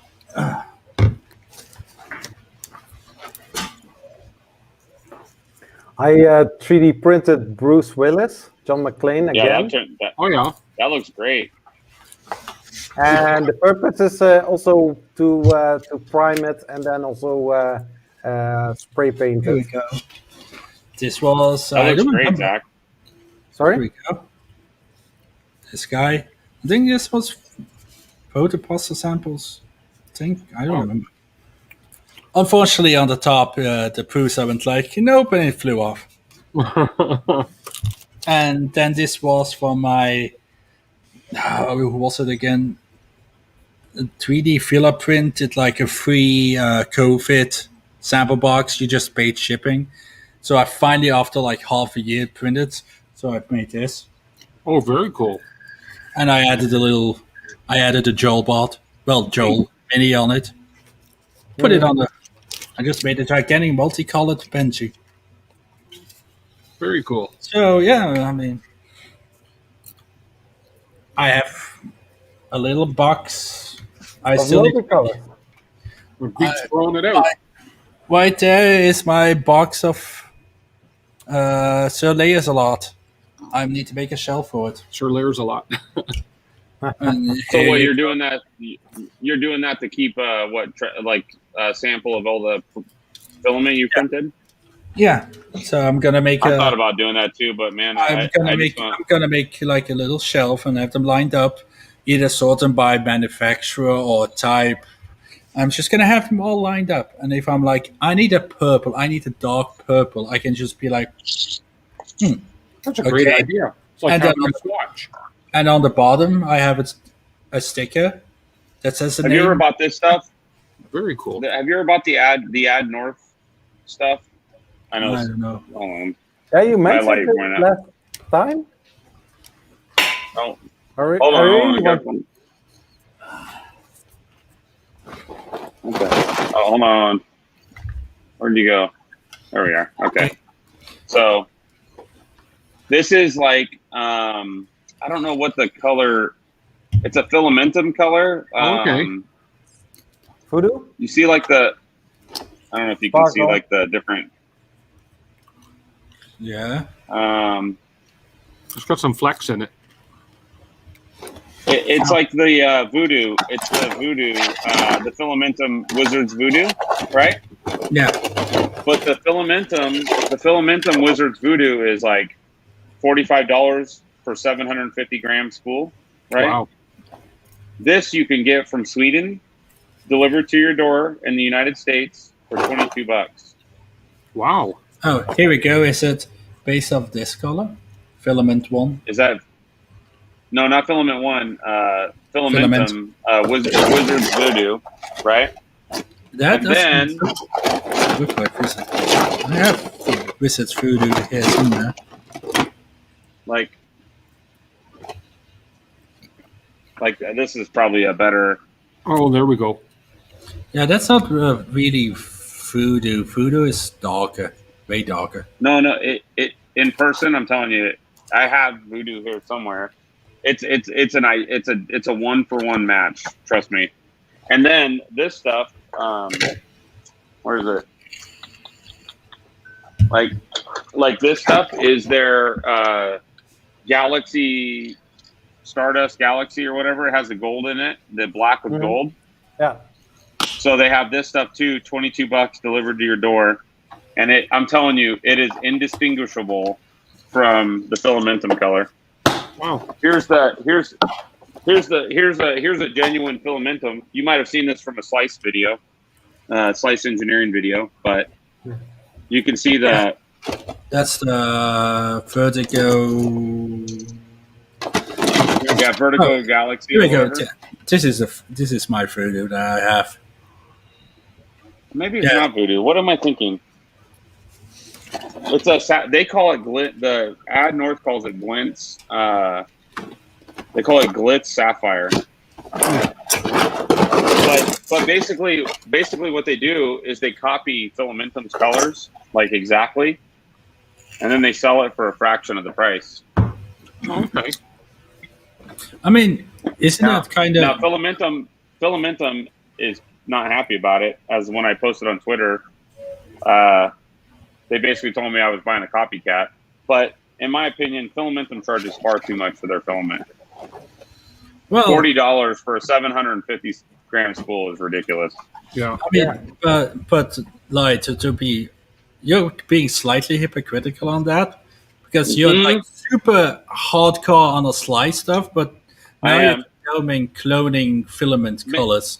Well, hold on, back up. So a little bit, but these are just colors. This isn't like, I mean, it's a color, right? It's a color is all it is. They produce the same black and gold color as filamentum, and I think it's every bit as good for half the price. So I remember I don't think that's the same as copying a design. I mean, but- I think you sent me the link, and I was like, "This is not really that much cheaper." Well, so they have a bunch of different types. So they have stuff that's like $60 a spool and $40 a spool. They have a texture, like some kind of texture that the prints like it has like some kind of fiber in it or something. Mhm. But I mean, I basically got this whole stack of filament back here. You see it on my floor right here. Yep. So that was taller than the rail core when I got it, and it was like $230 for all that. Wow. And on Black Friday, they had it for $15 a spool.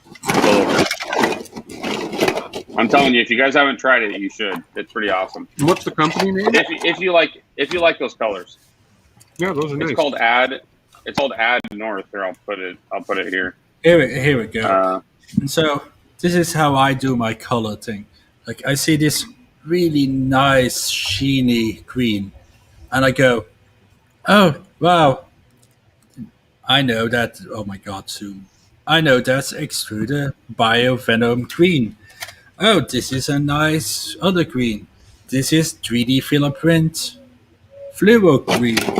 Look at this gorgeous burgundy red. I look at it. Oh, this is from Fiberlogy. Yeah. And I just have this entire thing. This is filament 1 glint gold. I can just Carbodian U diamond PLA. I can just keep going. Filamentive clear PLA. And that's my idea. I just want to have a line, an entire wall full of samples. Yeah, so that you know exactly how the filament color is going to look like, which kind of filament brand. Oh, by the way, this was printed on the belt. Nice. But I mean, first time printing, and I think this was Cure still. And it's kind of weird to see layer lines sideways. Mm. See it on. Oh god, I need to make sure that I take the light the worst way. Oh, it's actually easier to hide layer lines. Oh, can you see it on the shield? Layer line there, big old line here. But it's actually kind of funny because you know how on a belt print, if you take a picture up straight with light coming into it, it actually looks worse than a normal. Because you know how light hides layers. Mm-hmm. But this was actually my first successful non-cube. And then I tried to print a long piece for this fella over there.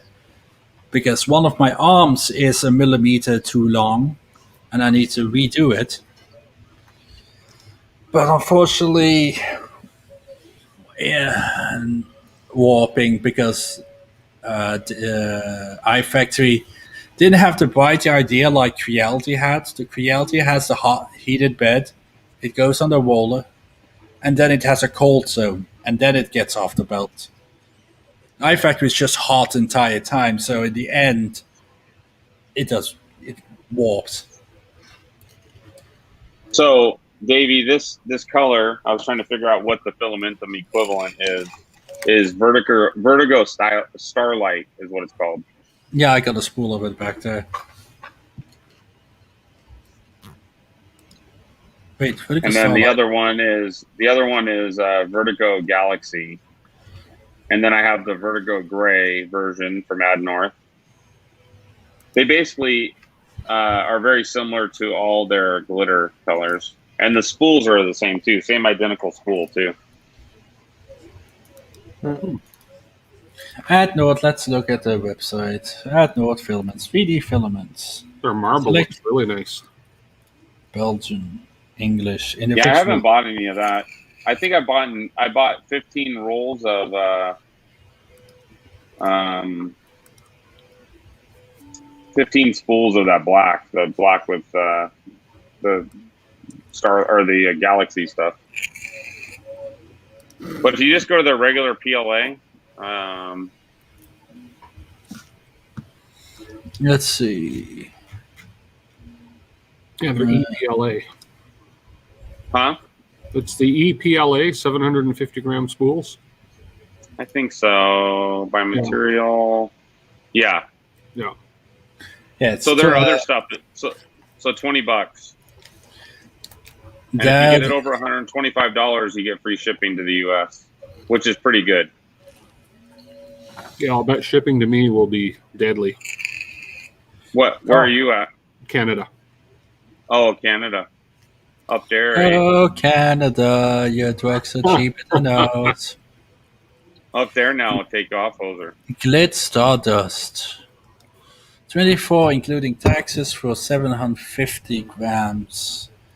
Let's see, Filamentum. What was it again that it was based off? Vertigo. Give me Vertigo, please.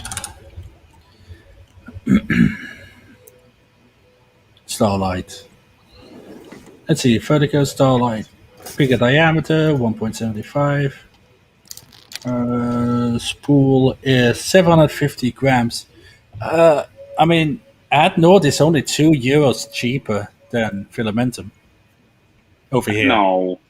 Yes. Well, so for us, Filamentum is ridiculously expensive. Actually, now So, like, if you compare, Filamentum is British, right? no, they're from the Czech Republic. Okay. Yeah, so if I would just buy from Filamentum. Wait. You know what I hate about Filamentum? What is Ad North there though? What does it cost there for Ad North? For the one that's based on Vertigo Starlight? It's €24 including taxes. And for the 750 grams, and Filamentum Vertigo Starlight is in for Filamentum is 26.5, so that's like a €2.50 more. Let's see what the shipping is though, because that's maybe the big killer. Check out email 3D printing Belgian. So Vertigo Starlight here is $41 plus shipping. How? It just is. When I talked to Filamentum about it, because they commented on my Ad North post, they said that they cannot get product to the U.S. or North America at an affordable rate. So, but somehow Prusa does. Prusa can send you two. I get 2 spools of Prusa filament, and it's $12 shipping from the Czech Republic, and it'll be here in 3 days. Wow. Okay, let's see. Well, AdNord is a clever boy. They tell you that it's free shipping at €25, and of course the spools is €24, and the shipping would be 20. Clever boys. Yeah. Let's see, how much would shipping be from filament? I just want 1 spool, sir. I don't want to take any deals. Shipping address. So for me, the break on free shipping is at $125. Oh yeah. Are you looking at it, Tim, or no? Yeah, I'm looking at Filamentum. They have there's a Canadian company that sells it, but it's going to cost me $41.95 plus $17.50 shipping, so $59 Canadian a roll. Okay, so that's for $750. So yeah, that's for $750 gram. Yeah. So what does Ad North ship to Canada for free too at $125? They ship for Canada free at $125, but $20 otherwise, which isn't bad. So so if you did 6 rolls, 6 spools, it would get shipped to Canada for free. Okay, let me just see what that does. Double these. Okay, AdNord is free shipping at $100 for you. 125. Sorry. Okay. So I would need to buy 4 spools to get free shipping. It's interesting though, right? That your per roll spool is more than ours because you probably got VAT and taxes and all that crap. We don't have that. Let's see. Does it? Go back. And I'll tell you, Tim, what I was surprised by is that every time I've ordered 3 orders from them, and it's always here in 4 days. Okay, wow. That's super fast. And it comes on FedEx. Yeah.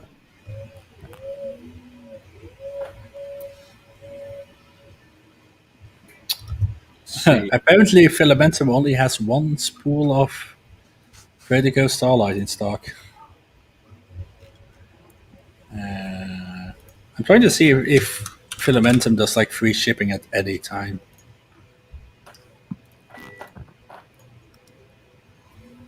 Okay, 3.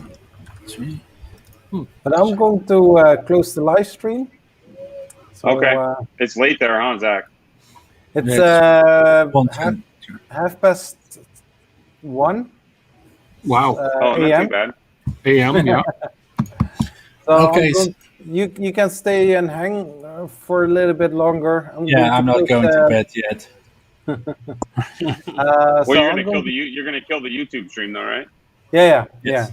So That means everybody who joined the live stream, thanks for watching. If you are subscribed, then thank you very much. If you didn't, please subscribe to this channel. And hey, we'll see you next time.